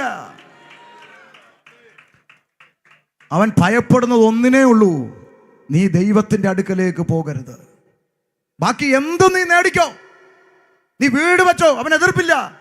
നീ കാറ് വെച്ചോ, അവൻ എതിർപ്പില്ല. നീ പണം ഉണ്ടാക്കിക്കോ, എതിർപ്പില്ല. പണം ഉണ്ടാക്കാനുള്ള വഴി കഞ്ചാവോ MDMA നിന്റെ മുമ്പിൽ കൊണ്ടവൻ ഇട്ട് തരും. പ്രശ്നമില്ല. പക്ഷെ ഒറ്റ കാര്യം, നീ ദൈവത്തിന് വേണ്ടി ജീവിക്കരുത്, നീ ദൈവവൈതലായി ജീവിക്കരുത്, നീ നരകത്തിൻ്റെ പടുകുഴി പതിക്കണമെന്ന അവൻ്റെ ആശ. സൃഷ്ടാവായ ദൈവത്തിൽ നിന്ന് സൃഷ്ടിയായ മനുഷ്യനെ അകറ്റിക്കളയുവാൻ രംഗപ്രവേശനം ചെയ്ത ഇരുട്ടിൻ്റെ ആത്മാവിൻ്റെ വലയത്തിൻ്റെ അകത്ത് പെട്ടുപോയ ആദം ഹവ്വ ദമ്പതികൾ സൃഷ്ടാവിൽ നിന്ന് അകന്നുപോയി. അവർ പാപത്തിൽ വീണുപോയി. ഇതാ രണ്ടാം ഘട്ടം. സ്തോത്രം. എനിക്കവിടെ ഒന്ന് രണ്ട് ചിന്തകളൊക്കെ പറയണമെന്ന് മനസ്സിൽ വലിയ താല്പര്യമുണ്ട്. ഞാനൊന്ന് ഓടിച്ചൊരു വാക്ക് പറയാം. ദൈവദാസന്മാർ ഇവിടെ ഒത്തിരി ഉണ്ട്, കേൾക്കാൻ പറയുക. ദൈവം സൃഷ്ടിച്ച സകല കാട്ടുജന്തുക്കളിലും പാമ്പ്. അങ്ങനാണെങ്കിൽ ഒരു ചോദ്യം ചോദിക്കുക വേദനയോടെ, പാമ്പ് ഏത് ജന്തു? ഞാൻ പറഞ്ഞ വാക്ക് നിങ്ങൾ ശ്രദ്ധിച്ചിട്ട് ഉത്തരം പറയണേ. ദൈവം സൃഷ്ടിച്ച സകല കാട്ടുജന്തുക്കളിലും പാമ്പ്. കൗശലക്കാരൻ. പാമ്പ് ഏത് ജന്തു? കിട്ടിയില്ല ഉത്തരം. കാട്ടുജന്തു. പെണ്ണും ചെറുക്കനും എവിടെ? കാട്ടിലാണോ തോട്ടത്തിലാണോ? പറ. തോട്ടത്തിൽ. അങ്ങനെയാണെങ്കിൽ കാട്ടുജന്തു ഇപ്പം എവിടെ വന്നു? തോട്ടത്തിൽ വന്ന് അമ്മച്ചിയോട് കൊച്ചു വർത്താനം പറഞ്ഞു. രംഗം മനസ്സിലാക്കിക്കോണം. ഇനി ഒരു മർമ്മം. എന്താ ഈ തോട്ടം? ഉത്തമഗീതം 4:12. എൻ്റെ കാന്ത കെട്ടിയടയ്ക്കപ്പെട്ട ഒരു തോട്ടം. ദൈവസഭയ്ക്ക് നിഴലായി നിൽക്കുന്ന തോട്ടം, മണവാട്ടിക്ക് നിഴലായി നിൽക്കുന്ന ഹവ്വ, ഇടയന് നിഴലായി നിൽക്കുന്ന ആദം. അങ്ങനെങ്കിൽ ഈ കാട്ടുജന്തു തോട്ടത്തിൽ കയറി മണവാട്ടിയെ വഞ്ചിക്കാൻ ഒരുങ്ങുമ്പോൾ ഒരു ചോദ്യം മുമ്പിൽ നിൽക്കുക. ഈ ഇടയനായി നിൽക്കുന്നവന് തമ്പുരാൻ 2 ഉത്തരവാദിത്വം കൊടുത്തു. എന്താ പറ? 1, തോട്ടത്തിൽ വേല ചെയ്യണം. 2, തോട്ടം കാക്കണം. ഇടയന്മാർക്ക് 2 പ്രധാനപ്പെട്ട ഉത്തരവാദിത്വമുണ്ട്. 1, വേല ചെയ്യണം. മനസ്സിലായോ? എന്ത് ചെയ്യണം? ഇന്ന് വേലയില്ല ദൈവമക്കളെ. ഇപ്പൊ ജോലിയാ. വെള്ളിയാഴ്ച വന്ന് പ്രാർത്ഥന നടത്തുന്നു, വീട്ടിൽ പോന്നു. ഞായറാഴ്ച വന്ന് ആരാധന നടത്തുന്നു, വീട്ടിൽ പോന്നു. തീർന്നു ഡ്യൂട്ടി. ആനക്കം പോയ പോക്ക് കണ്ടോ? ഇത് ശുശ്രൂഷയാ. വേല ചെയ്യണം, ആത്മാക്കളെ നേടണം. 2, തോട്ടം കാക്കണം. അർത്ഥാൽ നല്ല കാവൽക്കാരനായിരിക്കണം ഇടയൻ. അങ്ങനെങ്കിൽ കാട്ടുചെന്ന് തോട്ടത്തിൽ വന്ന് അമ്മച്ചിയോട് കൊച്ചു വർത്താനം പറഞ്ഞപ്പോൾ എൻ്റെ ചോദ്യം, കാവൽക്കാരൻ എവിടെ പോയി? ഇന്ന് രാത്രി ഒരു ദൂത് ദൈവദാസന്മാരോട് പറയാം. കാവൽക്കാരൻ സ്ട്രോങ് അല്ലെങ്കിൽ സകല കാട്ടുജന്തുക്കളും തോട്ടത്തിൽ കയറും, മണവാട്ടി സഭയെ വഞ്ചിക്കും. ഇന്നത് നമ്മൾ അനുഭവിച്ചുകൊണ്ടിരിക്കുക. അതുകൊണ്ട് ദൈവദാസന്മാരോടൊരു ദൂത് ഞാൻ പറയാം. അപ്പോസ്തലനായ പൗലോസ് പറഞ്ഞൊരു വാചകം കടമെടുക്കുക. ഞാൻ പോയ ശേഷം ആട്ടിൻകൂട്ടത്തെ ആദരിക്കാത്ത കൊടിയ ചെന്നായ്ക്കൾ നിങ്ങളുടെ ഇടയിൽ കടക്കും. ശിഷ്യന്മാരെ വലിച്ചുകൊണ്ട് പോകാൻ അവർ വിപരീത ഉപദേശം പ്രസ്താവിക്കുന്ന പുരുഷന്മാർ അമ്പലത്തിൽ നിന്ന് വരുവാൻ നല്ല ഉപദേശി നിങ്ങളുടെ ഇടയിൽ നിന്ന് എഴുന്നേക്കും. കേൾക്കുന്നുണ്ടോ? നിങ്ങളുടെ ഇടയിൽ നിന്ന് എഴുന്നേക്കും. അവിടെ എനിക്ക് രോമാഞ്ചം കൊണ്ടൊരു വാക്ക് ഞാൻ പറയാം. ഞാൻ പോയ ശേഷം, പൗലോസിൻ്റെ വാക്ക്, ഞാൻ പോയ ശേഷം. അതിന് മറ്റൊരർത്ഥമുണ്ട്, പറയട്ടെ. ഞാൻ ഈ സഭയിൽ ഇരിക്കുന്ന കാലത്തോളം, ഞാനിവിടെ ചാർജ് ഇരിക്കുന്ന കാലത്തോളം, ഞാനിവിടുന്ന് പോയതിന് ശേഷം നിങ്ങൾ ആരെ കൊണ്ടുവന്ന് വേണമെങ്കിലും തുള്ളിച്ചോ, പക്ഷെ ഞാനിവിടെ ചാർജ് ഇരിക്കുന്ന കാലത്തോളം വചനം വിട്ട് നടക്കുന്ന, ദുരുപദേശം പ്രസംഗിക്കുന്ന ഒരെണ്ണത്തെ ഇതിൻ്റെ അകത്ത് കയറ്റത്തില്ലെന്ന് ഓരോ ഉപദേശമാരും തീരുമാനിച്ചിരുന്നെങ്കിൽ ഇന്ന് ദൈവസഭ ഈ ദുരിതം അനുഭവിക്കത്തില്ലായിരുന്നു. വേദന കൊണ്ട് പറയുന്ന ഇന്നത്തെ പോക്ക്. സ്തോത്രം. ഇത് ദൈവദാസന്മാർ, ഇടയന്മാർ തീരുമാനിക്കണം. പക്ഷെ ഞാൻ ദൈവദാസന്മാരെ മാത്രം പറയൂല കേട്ടോ. അവർക്ക് പരിമിതി ഇടുക ഇന്ന്. എന്താ കാരണം? അവർക്ക് ഇന്ന് ഉപദേശം പ്രസംഗിക്കാൻ ഒക്കുന്നില്ല. മനസ്സിലാകുന്നുണ്ടോ? ഒക്കുന്നില്ല. ഒരു സഭായോഗം കഴിഞ്ഞ് ഭക്ഷണം കഴിക്കുമ്പോൾ ദൈവദാസൻ വന്ന് തോളെ തട്ടി പറഞ്ഞു, പാസ്റ്ററേ ശക്തമായി പ്രസംഗിച്ചോണം. ഞങ്ങളെ കൊണ്ടോ പറ്റുന്നില്ല, നിങ്ങൾ തകർത്തു എന്നോട്. അവിടെ എനിക്കൊരു ചിന്ത പൊങ്ങി. ഞാൻ ചോദിച്ചു, നിങ്ങൾക്കെന്താ പറ്റാത്തേ? നിങ്ങളെ ശുശ്രൂഷയ്ക്ക് വിളിച്ചോ ദൈവമല്ലേ? നിങ്ങൾക്കെന്താ പറ്റാത്തേ? ആ ദൈവദാസൻ ഉടനെ അല്പം വേദനയോടെ പറഞ്ഞു, പാസ്റ്ററേ വേറൊന്നും കൊണ്ടല്ല, ഈ കുഞ്ഞുങ്ങളെ കൊണ്ട് കെട്ടിപ്പറക്കി നടക്കുന്ന കാര്യം ഓർക്കുമ്പം വല്ല വിധേനെ 3 വർഷം തികയ്ക്കണം, പോണം. നിങ്ങൾക്ക് മനസ്സിലാകുന്നോ ഞാൻ പറയുന്നത്? ഉപദേശം പറഞ്ഞാൽ സ്ഥലം മാറ്റുമെന്ന് എന്ന് പറഞ്ഞാൽ ദൈവസഭ ശുശ്രൂഷകന് കീഴടങ്ങിയിരിക്കണമെന്ന് വേദപുസ്തകം പഠിപ്പിക്കുമ്പോൾ ഇന്ന് ദൈവസഭ ഭരിക്കുന്നത് കൊണപ്പെടാത്ത കുറേ ജഡീകന്മാർ കമ്മിറ്റി എന്നും പറഞ്ഞ് കയറി ഇരുന്നട്ടെ. യവന്മാരാണെന്നോ ദൈവസഭ ഭരിക്കുന്നത്? നിന്നെയൊക്കെ ദൈവം അടിച്ചെടുത്ത് ദൂരെ കളയുന്നതിന് മുമ്പ് മര്യാദയ്ക്ക് മാനസാന്തരപ്പെട്ട് ശുശ്രൂഷകന് കീഴടങ്ങിയിരുന്നോണം ദൈവസഭ. സ്തോത്രം. കമ്മിറ്റിക്കാർ അന്നേ പറഞ്ഞത് ഇങ്ങനെ വിളിക്കണ്ടെന്ന്. വിളിക്കരുത്. അതിനല്ലേ ഞാൻ ഈ പെടാപ്പാട് വിടുന്നത്. സ്തോത്രം.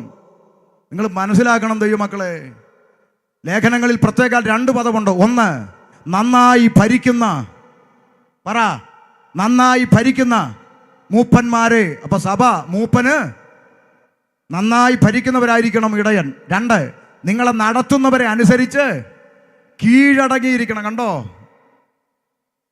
അതിനൊക്കെ TPM-കാരെ കണ്ടു പഠിക്കണമെന്ന് ഞാൻ പറയും. ഡോക്ടർ ആട്ടെ, എഞ്ചിനീയർ ആട്ടെ, അഡ്വക്കേറ്റ് ആട്ടെ, അങ്ങോട്ട് ചെന്ന് കഴിഞ്ഞാൽ അവിടെ മിണ്ടാതെ, ഐ ആം ഡോക്ടറാണ്, വല്ല ക്ലിനിക്കിലും പോയിട്ടുള്ളൂ, മര്യാദയ്ക്ക് അവിടെ ഇരിക്കാൻ പറയും. ഒരു വെളച്ചിലും നടക്കുകയില്ല. സ്തോത്രം.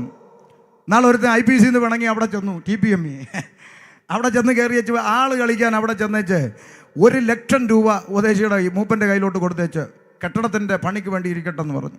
ആട്ടെ സഹോദര എന്ന് പറഞ്ഞു വിട്ടു. പിറ്റത്തെ ആഴ്ച ഇയാൾ നല്ല സെറ്റായിട്ട് അങ്ങോട്ട് ചെല്ലുക.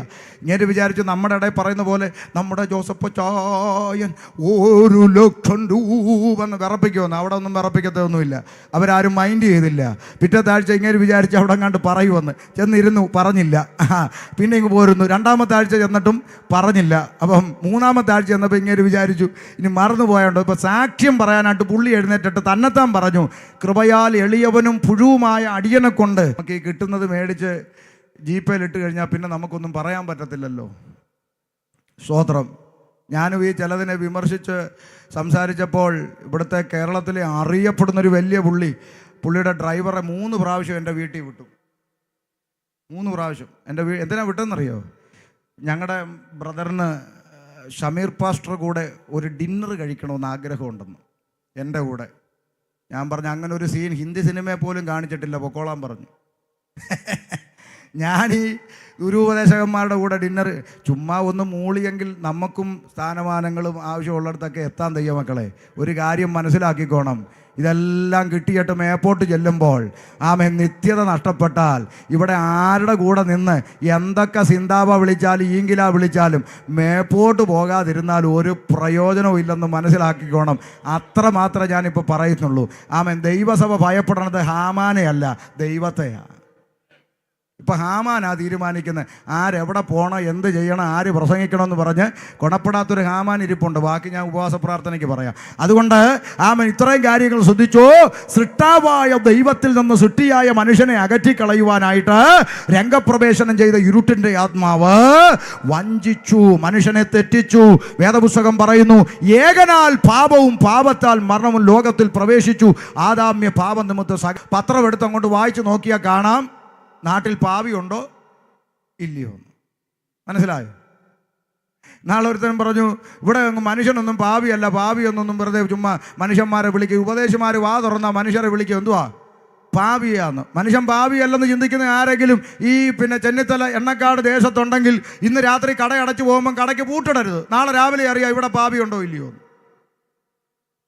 പിന്നല്ലാതെ പൂട്ടുവിട്ടു, ആ പൂട്ട് ഒന്ന് പിടിച്ച് കുലുക്കി, പിന്നെ ഒന്നുകൂടെ കുലുക്കി, പിന്നെയും കുലുക്കി വെച്ച് ഉറക്കം വരാഞ്ഞപ്പോൾ CCTV വെച്ചിട്ടാ ഇപ്പൊ സമാധാനത്തോടെ ഉറങ്ങുന്നത്. പാപിയില്ലേ? കണ്ടുപിടുത്തം, ഇന്റർനെറ്റ്, ശാസ്ത്രം, സയൻസ്, ടെക്നോളജി എല്ലാം വളർന്നു. മനുഷ്യൻ കുടിലിൽ നിന്ന് കൊട്ടാരത്തിലെത്തി, ആകാശത്തൂടെ പറക്കുന്നു, ചൊവ്വായിലും വ്യാഴത്തിലും വീട് വെക്കാൻ പോന്നു. UK-ലിരിക്കുന്ന മലയാളി ചന്ദ്രൻ ഈ വസ്തു മേടിച്ചു. സുനിത വില്യംസ് ബഹിരാകാശത്ത് താമസിച്ചിട്ട് തിരിച്ചു വന്നു. കൽക്കരിയുടെ ട്രെയിൻ മാറി വന്ദേ ഭാരതായി. പക്ഷേ ട്രെയിനിൻ്റെ ടോയ്ലറ്റിൻ്റെ അകത്തിരിക്കുന്ന 50 രൂപയുടെ സ്റ്റീൽ കപ്പ് ഇപ്പോഴും ചങ്ങലക്കിട്ടാ വെച്ചേക്കുന്നത്. ബാക്കിയെല്ലാം മാറി, ഇത് മാത്രം മാറിയില്ല. എന്നാ മാറാത്ത? തരം കിട്ടിയാൽ കക്കൂസേന്ന് കപ്പ് അടിച്ചുകൊണ്ട് പോകുന്നവന്മാരിവിടെ ഉണ്ട്, അതുകൊണ്ടാണ് മാറാത്ത. വേണ്ട, നിങ്ങളിവിടെ ചെന്നിത്തല ബാങ്കിലേക്കൊന്ന് പോയി നോക്ക്. ബാങ്കിൽ മാന്യന്മാർ വരുന്ന സ്ഥലം ബാങ്ക്. ഒന്ന് ഈ പണം ഇടാൻ അല്ലെങ്കിൽ എടുക്കാൻ മാന്യന്മാർ വരുന്ന സ്ഥലം ബാങ്ക്. ഈ ബാങ്കിൻ്റെ അകത്ത് 5 രൂപയുടെ ലക്ഷ്മി പേന നൂല് കൊണ്ട് കെട്ടിയിട്ടേക്കുക. എന്നാ പേന ഓടിപ്പോവോ? തരം കിട്ടിയ 5 രൂപയുടെ പേന അടിച്ചുകൊണ്ട് പോകുന്നവന്മാർ ഇപ്പോഴും. അതാണ് വിഷയം. മാറ്റം സകല മേഖലകളിലും വന്നെങ്കിലും മാറ്റം വരാത്ത ഒരേ ഒരു മേഖല ഇന്നും തുടരുന്നത്. ഇരുകാലി മനുഷ്യന്റെ സ്വഭാവം മാറുന്നില്ല. പണ്ട് സ്വന്തം പെൺകുഞ്ഞുങ്ങളെങ്കിലും വെറുതെ വിടുമായിരുന്നു, കരുണ തോന്നി. ഇന്ന് സ്വന്തം പെൺമക്കളെ പോലും വെറുതെ വിടാത്ത ചെകുത്താന്മാരായി ഇരുകാലും മനുഷ്യൻ ഇവിടെ മാറിക്കൊണ്ടിരിക്കുക. നിങ്ങൾ വായിക്കുന്നില്ലേ വാർത്തകൾ? കളിക്കാൻ മൊബൈൽ കൊടുത്തില്ല. 10 മാസം നൊന്ത് പ്രസവിച്ച പെറ്റതള്ളയുടെ കഴുത്തങ്ങ് അറുത്തു മാറ്റി 14 വയസ്സുകാരൻ. കേട്ടോണം. ഇപ്പോഴത്തെ തലമുറക്കൊക്കെ ഈ പ്രാർത്ഥന, ആരാധന, ചർച്ചയിൽ പോകണമെന്നൊക്കെ പറയുമ്പോൾ വലിയ അലർജിയാ. ഇതൊക്കെ വലിയ കളിയായി അങ്ങ് മാറിക്കളഞ്ഞു. ശ്രദ്ധിച്ചോണം. പണ്ട് ഞങ്ങൾ മദ്രസയിൽ പഠിക്കുന്ന സമയത്ത് ഒരു ദിവസം സ്കൂൾ മുടങ്ങിയാൽ വാപ്പായും ഉമ്മായും പറയാം, സാരമില്ല, ലീവ് ലെറ്റർ തന്നുവിടാന്ന് പറയും. ഒരു ദിവസം മദ്രസ മുടങ്ങിയാൽ ആടിയുടെ പെരുന്നാൾ. നമ്മൾ നേരെ തിരിച്ചാ. സ്കൂളിൽ മുടങ്ങിയില്ലെങ്കിൽ അടിക്കും, സൺഡേ ക്ലാസ്സിന് പോയില്ലേലും. അല്ലാത്ത കാലമാണേ. കുഞ്ഞുങ്ങളെ കൃപയിൽ വളർത്തിക്കോണം. സ്തോത്രം.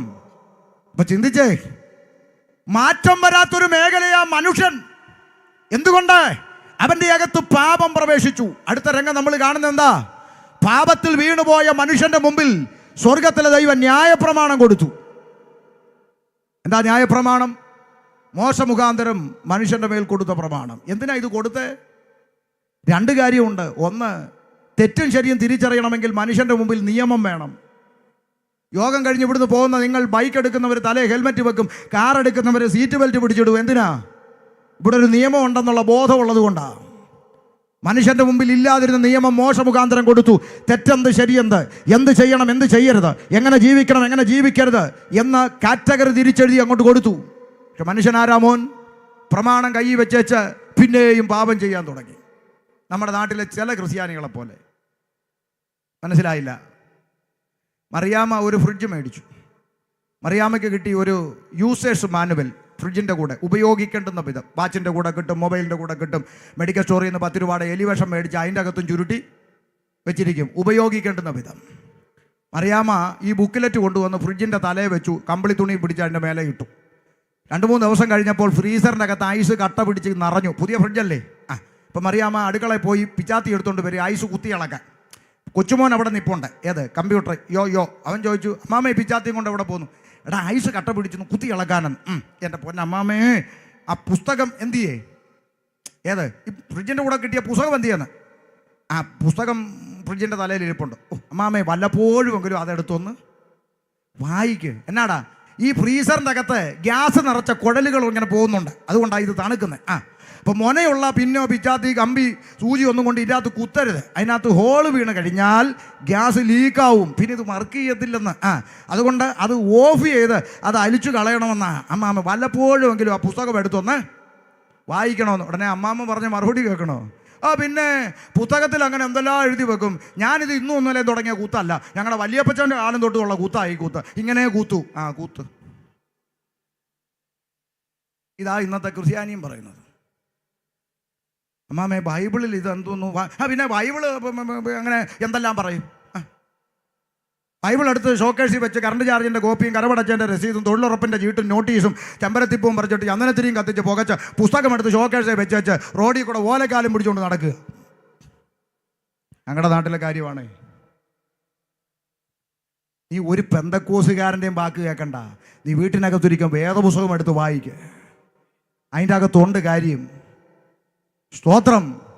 കാറ്റഗറി തിരിച്ചെഴുതി ന്യായപ്രമാണം കൊടുത്തിട്ട് പിന്നെയും പാപത്തിന്റെ പടുകുഴിയിലേക്ക് പോയ മനുഷ്യവർഗത്തെ രക്ഷിപ്പാൻ സ്വർഗത്തിലെ ദൈവം ഒരു പദ്ധതി ഒരുക്കി. ആ പദ്ധതി പ്രവാചകന്മാരെ രംഗത്തയച്ചുകൊണ്ട് വെളിപ്പെടുത്തി. യെശയ്യാ പ്രവാചകൻ രംഗത്ത് വന്ന് പറഞ്ഞു, മനുഷ്യവർഗത്തെ അവരുടെ പാപങ്ങളിൽ നിന്ന് രക്ഷിപ്പാൻ സാക്ഷാൽ ദൈവം വേഷത്തിൽ മനുഷ്യനായി ലോകത്തിലേക്ക് ഇറങ്ങി വരും. കന്യക ഗർഭിണിയായി ഒരു മകനെ പ്രസവിക്കും. ഇന്ന് രാത്രി കേട്ടോണം. പണ്ഡിതന്മാരുടെ കണക്കനുസരിച്ച് യേശുക്രിസ്തു ജനിക്കുന്നതിന് ഏകദേശം 700-ൽ പരം വർഷങ്ങൾക്ക് മുമ്പ് പ്രവാചകൻ യെശയ്യാവ് പറയുന്ന കന്യക ഗർഭിണിയായ ഒരു ആരെ മകനെ എത്ര വർഷം മുമ്പാ? 700 വർഷം മുമ്പ് ദൈവത്തിന്റെ ആത്മാവ് മകനെന്ന് പറഞ്ഞു. പ്രസവിച്ചപ്പം മോളായിപ്പോയോ? പിന്നെ ആരായിരുന്നു? അതാ ദൈവത്തിന്റെ പ്രവചനം. ഈ പുസ്തകത്തിലെ ദൈവത്തിന്റെ പ്രവചനം ഉവ്വ് ഉവ്വ്, ഇല്ല ഇല്ല. ബാക്കി ഒന്നും ദൈവത്തിൽ നിന്നുള്ളതല്ല. ഇന്ന് നമ്മൾ കേൾക്കുന്ന പ്രവചനം ആരോടോ ഇടപെടുന്നു. ആരോടാ? കറക്കി കുത്തുക. ചിലരോട്. സുനിത എന്നൊരു പേരെന്നെ കാണിക്കുന്നു. സുനിത ഉണ്ടോ? സുനിതയില്ല.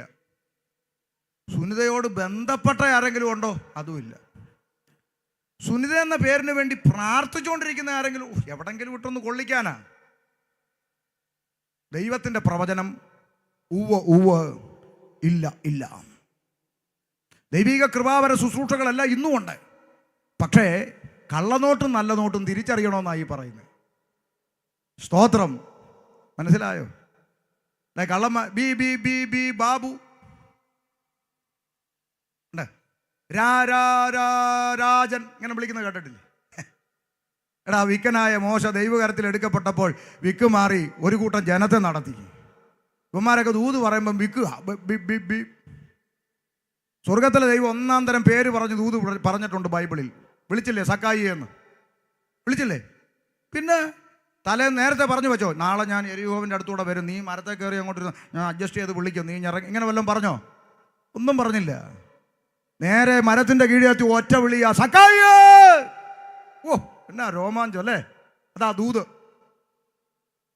അച്ചടിപ്പശക് കൊണ്ട് പോലും ഒരു സാ അധികം വന്നിട്ടില്ല. ഉണ്ടോ? സാ സാ സക്ക സക്ക ചക്ക എവനെയൊക്കെ ഉണ്ടല്ലോ. ഇതൊക്കെ ദൈവ കുഞ്ഞുങ്ങൾ ഇതൊക്കെ മനസ്സിലാക്കിയിരിക്കാൻ വേണ്ടി നിങ്ങൾ ഈ ചിലരുടെ ഹൃദയത്തിൽ ഇപ്പം ചിന്തിക്കുന്ന എന്തുവാന്ന് ഞാൻ പറയട്ടെ. അയ്യോ പാസ്റ്റർ, ഇത് നമ്മൾ പബ്ലിക്കിൽ ഇങ്ങനെ പറയണമെന്ന്. പറയണം. എന്തുകൊണ്ട് പറയണം? പറഞ്ഞു തരാം. ഞങ്ങൾ ഈ കഴിഞ്ഞ ദിവസങ്ങളിൽ ഒരു പരസ്യയോഗം നടത്തി. പരസ്യയോഗം കഴിഞ്ഞിട്ട് അവിടെയുള്ള പരിസരത്തെ 10 വീട് കയറിയപ്പോൾ ഒരു സഹോദരി കൈക്കൊണ്ടു. വന്നാട്ടെ ദൈവദാസന്മാർ ഇരുന്നാട്ടെ, കൈക്കൊണ്ടു. അകത്ത് കയറിയിരുന്നു, കസേരയിട്ട്. കെട്ടിയോൻ അവിടെ കിടന്ന് ഉറങ്ങുക. കെട്ടിയോൻ ശബ്ദം കേട്ടു. ആരാടി? ഉപദേശിമാരാന്ന് പറഞ്ഞു. കാത്തിരിക്കുമായിരുന്നു. ചാടി അങ്ങോട്ട് എഴുന്നേറ്റു. നേരെ വന്നേച്ച് എന്നോട് ചോദിക്കുക, പെന്തക്കോസ്ത് ഉപദേശിമാരല്ലേ? അതെ. നിങ്ങളല്ലേ കർത്താവിൻ്റെ ശബ്ദം വാട്സാപ്പിൽ പിടിച്ചു വന്നു? എന്തൊരു ഇടങ്ങേറാന്ന് നോക്ക്. കർത്താവ് സംസാരിച്ചത് വാട്സാപ്പിൽ പിടിച്ചത് നിങ്ങളല്ലേ എന്ന്. കൈകൂപ്പി ഞാൻ പറഞ്ഞു, എൻ്റെ പൊന്നു ചേട്ടാ, ഞങ്ങൾക്ക് ഇത്തരം ക്ഷുദ്രജീവികളുമായിട്ട് ഒരു ബന്ധവും പറയേണ്ടി വന്നില്ലേ? ഞാൻ ദൈവദാസന്മാരോട് പറയുന്നു, ഇനിയുള്ള കാലം നമ്മളിത് പറഞ്ഞില്ലെങ്കിൽ പൊതുസമൂഹം കാണുന്നത് ഇതെല്ലാം പെന്തക്കോസാണ്. അല്ല മാമേ, ഞങ്ങളെ ആ കൂട്ടത്തിൽ പെടുത്തരുത്. ജനങ്ങളെ പറ്റിച്ചും വഞ്ചിച്ചും തട്ടിച്ചും അവരുടെ പണം അപഹരിക്കുന്ന ഒത്തിരി കറക്കിക്കുത്ത് കള്ളന്മാർ ഇവിടെ ഉണ്ട്, ഞങ്ങൾ സമ്മതിക്കുന്നു. പക്ഷേ വേർപെട്ട ദൈവ കുഞ്ഞുങ്ങളെ അതിൽ പെടുത്തരുത്.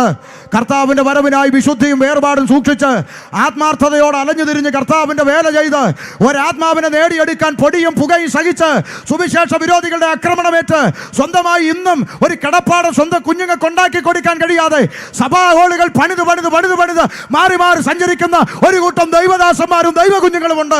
അവരെ ആ കൂട്ടത്തിൽ പെടുത്തരുത്. അതുകൊണ്ട് ഞാനത് പറയും. നമ്മുടെ ദൈവദാസന്മാരത് പറയാൻ തയ്യാറാകണം. ഞങ്ങൾക്ക് ഇത്തരക്കാരുമായി ബന്ധമില്ലെന്ന് പരസ്യമായ പ്രസ്താവനകൾ ഇറക്കണം ദൈവദാസ സഭയുടെ നേതാക്കന്മാര്. ഒന്നും ചെയ്യത്തില്ലെന്നേ ഇതൊക്കെ പറയുന്ന എൻ്റെ നെഞ്ചത്തോട്ടാണ് കയറുന്നത്. സ്തോത്രം. കാരണം ഇന്ന് പഴയ കാലമല്ല. കൊച്ചു കുഞ്ഞുങ്ങളുടെ കയ്യിൽ വരെ ഈ മൊബൈൽ എന്ന് പറഞ്ഞ സുനാമി ഉണ്ട്. അവർ കുത്തി നോക്കുമ്പോൾ ഈ ലോകത്ത് നടക്കുന്ന എല്ലാം അവർ കണ്ടും കേട്ടും ഇരിക്കുക. അപ്പോൾ ഈ പെന്തിക്കോസുകാർ അവരെല്ലാം കള്ളന്മാര് എന്ന് പറയുന്ന നിലയിലേക്ക് എന്തുകൊണ്ട് കാര്യം വരുന്നു? ദൈവസഭയിൽ ആരാധിക്കുന്ന ദൈവമക്കൾ ഇവിടെ ആരെങ്കിലും പിടിച്ചു പറിക്കാൻ പോകുന്നുണ്ടോ? ഇവിടെ ആർക്കെങ്കിലും ദോഷം വരുത്തുന്നുണ്ടോ?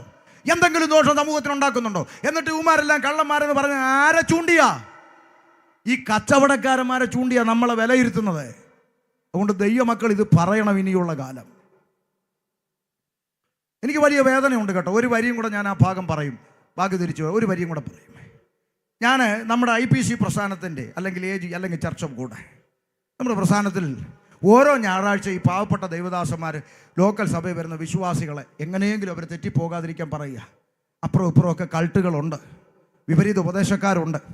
നിങ്ങൾ അവിടെ ഇവിടെ ഒന്നും പോയി തലവെച്ച് കൊടുത്ത് കൃപ നഷ്ടപ്പെടുത്തരുത്, നിങ്ങൾ ആരാധന മുടക്കരുത്, നിങ്ങൾ ആരാധനയ്ക്ക് വരണം എന്നൊക്കെ പറയുക. അപ്പോൾ നമ്മൾ വിശ്വാസി ചോദിക്കുക, പാസ്റ്റർ ഞങ്ങളുടെ അപ്പുറത്ത് ടിനുവിൻ്റെ ചർച്ചുണ്ട്, അപ്പുറത്ത് താരൂൻ്റെ ഉണ്ട്. അയ്യോ പിന്നെ എൻ്റെ ദൈവമക്കളെ അവർ ശാപം മുറിക്കെന്ന് പറഞ്ഞ് നടക്കുന്ന കക്ഷികളാണ്. യേശുക്രിസ്തുവിൻ്റെ ക്രൂശ് മരണം കൊണ്ട് തീരാത്ത എന്ത് ശാപമാണ് ഇനി ഇവന്മാർ മുറിക്കുന്നത്? ഇതൊക്കെ ദുരുപദേശങ്ങളാണ്. നിങ്ങൾ ഇവിടെ ഒന്നും കൊണ്ടുപോയി തല വെക്കലെന്ന് പറഞ്ഞ് ഈ പറയുന്നത് അങ്കൂൻ്റെയും താരൂൻ്റെയും ടിനുവിൻ്റെയും ടിജോടെ ഒന്നും ചർച്ചിൽ ഈ കുഞ്ഞുങ്ങൾ ദൈവമക്കൾ പോകാതിരിക്കാൻ വേണ്ടി ഈ ലോക്കൽ സഭയിലെ പാവപ്പെട്ട IPCയിലെ ദൈവദാസന്മാർ ഇവരെ തട്ടിപ്പൊത്തി ഉപദേശം പറഞ്ഞ് വല്ലവിധേന ഇവരെ കരുതി ഇവർ മുന്നോട്ട് കൊണ്ടുപോകുക. ഒരെണ്ണം തെറ്റിപ്പോയി അതിനകത്ത് പോയി വീഴാതിരിക്കാൻ വേണ്ടി കൊണ്ടുപോയി നമ്മുടെ സെൻട്രൽ കൺവെൻഷൻ വരുമ്പോൾ പ്രസംഗിക്കാൻ വരുന്നത് ടിനു ജോർജ്. ഈ തട്ടിപ്പൊത്തി വെച്ചതുങ്ങളെല്ലാം പോയിരുന്ന് ഈ കള്ളൻ്റെ ഉപദേശം കേൾക്കണം. ഇവിടെ എന്താ നടക്കുന്നേ? ഉണ്ടെന്നില്ല. എന്നാൽ ഇന്ന് വിളിച്ചേരിക്കട്ടെ, എന്നെ ഇനി മേലെ വിളിച്ചേക്കരുത്. നിങ്ങൾക്ക് മനസ്സിലായോ നമ്മൾ എന്തിനാ ഇറങ്ങിത്തിരിച്ചേ? നമ്മൾ സത്യവചനത്തിന് വേണ്ടി നിൽക്കുക. പഥ്യോപദേശങ്ങൾക്ക് വേണ്ടി നിൽക്കുക. മനസ്സിലാകുന്നുണ്ടോ? കർത്താവിൻ്റെ വരവടുത്തു. ഹല്ലേലൂയ. അപ്പോൾ പ്രവാചക ശബ്ദം വിളിച്ചു പറഞ്ഞു, കന്യക ഗർഭിണിയായ ഒരു മകനെ പ്രസവിക്കും. ശേഷം 300 വർഷം പിന്നിട്ടപ്പോൾ ദാ കയറി വരുന്നു അടുത്ത പ്രവാചകൻ മീഖ പ്രവാചകൻ രംഗത്ത് വന്ന് പറഞ്ഞു, ആ രക്ഷകൻ ബത്ലഹേം എഫ്രാത്തയിൽ ജനിക്കും. ഇന്ന് രാത്രി ദേശത്തോട് വിളിച്ചു പറയാം, ജനിക്കുന്നതിന് വർഷങ്ങൾക്ക് മുമ്പ് ജനിക്കുന്ന പഞ്ചായത്തും വില്ലേജും വരെ പ്രവചിച്ചു വെച്ചിട്ട് ആ പ്രവചിച്ച പോലെ പ്രവചിച്ച സ്ഥലത്ത് ജനിച്ച ഒരുവൻ ഉലക ചരിത്രത്തിൽ ഉണ്ടായിട്ടുണ്ടെങ്കിൽ ഇന്ന് രാത്രി ഷമീർ അബ്ദുൽ സലാം പ്രസംഗിക്കുന്ന യേശുക്രിസ്തുവല്ലാതെ മറ്റാരും അങ്ങനെ പറഞ്ഞിട്ടില്ല. സ്തോത്രം. യേശുക്രിസ്തു പ്രവചനങ്ങൾ നിവർത്തീകരിച്ചുകൊണ്ട് ബത്ലഹേം എഫ്രാത്തയിൽ ജനിച്ചു. 30 വയസ്സ് വരെ അമ്മയപ്പന്മാർക്ക് കീഴടങ്ങി ജീവിച്ചു മാതൃക കാണിച്ച നല്ല കർത്താവ് 33 തിരുവയസ്സിൽ മാനവജാതിയുടെ പാപത്തിന് പരിഹാരം വരുത്തുവാൻ പാപത്തിന്റെ ശമ്പളമാകുന്ന മരണമെന്ന ശിക്ഷാവിധി സ്വന്തം ചുമലിൽ ഏറ്റെടുത്തുകൊണ്ട് എൻ്റെ കർത്താവ് കാൽവരിയുടെ കൊലക്കളത്തിലേക്ക് നടന്നു കയറി. ഇന്ന് രാത്രി ഇവിടെ കടന്നു വന്ന ദൈവമക്കളെ, നിങ്ങളുടെ പുറം കണ്ണടച്ച് അകക്കണ്ണ് തുറന്ന് ഇന്ന് രാത്രി ആ കാൽവരിയിലേക്കൊന്ന് നോക്കണം. ഒരു കാഴ്ച നിങ്ങൾക്ക് അവിടെ കാണാം. ശൂനേക്കാരത്തി പറഞ്ഞു, എൻ്റെ പ്രിയൻ ആയിരങ്ങളിൽ 10,000ങ്ങളിൽ സുന്ദരനാ, അവൻ അതിശ്രേഷ്ഠനാ, അവൻ വെണ്മയും ചുവപ്പുമുള്ളവനാ. അപ്പുറത്ത് പ്രവാചകൻ പറഞ്ഞു, നോ നോ നോ നോ, അവനെ കണ്ടാൽ ആഗ്രഹിക്കത്തക്ക സൗന്ദര്യമില്ല, അവന് രൂപഗുണമില്ല, അവന് കോമളത്വമില്ല, കണ്ടാൽ തിരിച്ചറിയാത്ത ഒരു മാംസക്കഷ്ണം പോലെ കിടക്കുന്നവൻ. ശൂനേങ്കാരത്തി പറഞ്ഞു, അവൻ പവിഴ നിറമുള്ളവൻ, അവൻ കോമളരൂപിയ, അവൻ സുന്ദരനാ, അവൻ വെണ്മയും ചുവപ്പുമുള്ളവനാ. അവനെക്കുറിച്ച് പ്രവാചകൻ പറഞ്ഞു, അല്ല, അവനെ കണ്ടാൽ ആളല്ല എന്ന് തോന്നുമാറ് അവൻ വിരൂപനാണ്. കാൽവരിയിൽ എന്തുകൊണ്ട് സംഭവിച്ചു? രാത്രി ചിന്തിക്കണം. ആയിരങ്ങളിൽ 10,000ങ്ങളിൽ സുന്ദരനായിരുന്ന എൻ്റെ കർത്താവ്, സ്വർഗത്തിൽ സകല മഹത്വത്തോടു കൂടെ ഇരുന്ന മഹാദൈവം വേഷത്തിൽ മനുഷ്യനായി ഇറങ്ങി വന്ന് ഓരോ ചാട്ടവാറടിക്കും പീസുപീസായി മാംസക്കഷണങ്ങൾ ഇളകി തെറിച്ചുപോയി. അതാ അവൻ്റെ തലയ്ക്കകത്ത് മുൾക്കിരീടം അടിച്ചടിച്ചടിച്ചു കയറ്റി. അതാ കാൽവരിയുടെ കൊലക്കളത്തിൽ തൂക്കിയിട്ടും വിലാപ്പുറത്ത് കുന്തം കൊണ്ട് കുത്തി. ഒരു വാചകം, ഇതെല്ലാം വായിക്കുമ്പോൾ ഒരൊറ്റ വാചകം എൻ്റെ ഹൃദയത്തെ ചിന്തിപ്പിച്ചു. എന്താ? പ്രവാചകൻ എഴുതി വെച്ചു, അവൻ വായ തുറക്കാതിരുന്നു. ആ പദം എൻ്റെ ചങ്കിലൊന്ന് കൊളുത്തി. 2002 ഞാൻ ചോദിച്ചു, കർത്താവേ, അങ്ങ് എന്തുകൊണ്ട് വായ തുറക്കാതിരുന്നു? ഒരൊറ്റ വാക്കുകൊണ്ട് കാറ്റേ അടങ്ങ്, കടലെ ശാന്തമാകുന്ന ഒറ്റ വാക്കുകൊണ്ട് പ്രകൃതിയെ നാക്കിൻ്റെ മുമ്പിൽ നിർത്തിയ മഹാദൈവമല്ലേ അങ്ങ്? 4 ദിവസം ചീഞ്ഞളിഞ്ഞ മൃതദേഹത്തെ നോക്കി ലാസറേ പുറത്തു വാ എന്ന ഒറ്റ ശബ്ദം കൊണ്ട് മരിച്ചവനെ പുറത്തു കൊണ്ടുവന്ന മഹാദൈവമല്ലേ അങ്ങ്? അങ്ങൊരു വാക്ക് കൽപ്പിച്ചിരുന്നെങ്കിൽ ഈ റോമാ സാമ്രാജ്യത്തെ കത്തിച്ച് ചാമ്പലാക്കിയിട്ട് ഒരു സൂപ്പർ ഹീറോയെ പോലെ ക്രൂശിൽ നിന്ന് ഇറങ്ങി വരാൻ അങ്ങേക്ക് കഴിയുമായിരുന്നിട്ടും അങ്ങ് എന്തുകൊണ്ട് വായ തുറക്കാതിരുന്നു എന്ന ചോദ്യത്തിന് ഇന്നേക്ക് 23 വർഷങ്ങൾക്ക് മുമ്പ് പരിശുദ്ധാത്മാവ് എനിക്ക് മറുപടി തന്നു. ഷമീറേ, അവൻ വായ തുറക്കാതിരുന്നത് അത് നിനക്ക് വേണ്ടിയാണ്. ഇന്ന് രാത്രി സഹോദരി, അത് നിനക്ക് വേണ്ടിയാ. ഇന്ന് രാത്രി സഹോദര, അത് നിനക്ക് വേണ്ടിയാ. ഞാനും നീയും നരകത്തിൻ്റെ പടുകുഴിയിൽ പതിക്കാതിരിക്കാൻ, ഞാനും നീയും നരകത്തിൻ്റെ തീച്ചൂളക്കകത്ത് പതിക്കാതിരിപ്പാൻ, എന്നെയും നിന്നെയും രക്ഷിപ്പാൻ എൻ്റെ പ്രാണനാഥൻ എനിക്കും നിനക്കും പകരമായി കണ്ടോ. കാൽവരിയുടെ കൊലക്കളത്തിൽ അനുഭവിക്കുന്ന യാതന കണ്ടോ. ആ യാതന കണ്ടിട്ട് ഇന്ന് രാത്രി കാണാത്ത പോലെ പോകാൻ ആർക്ക് കഴിയും?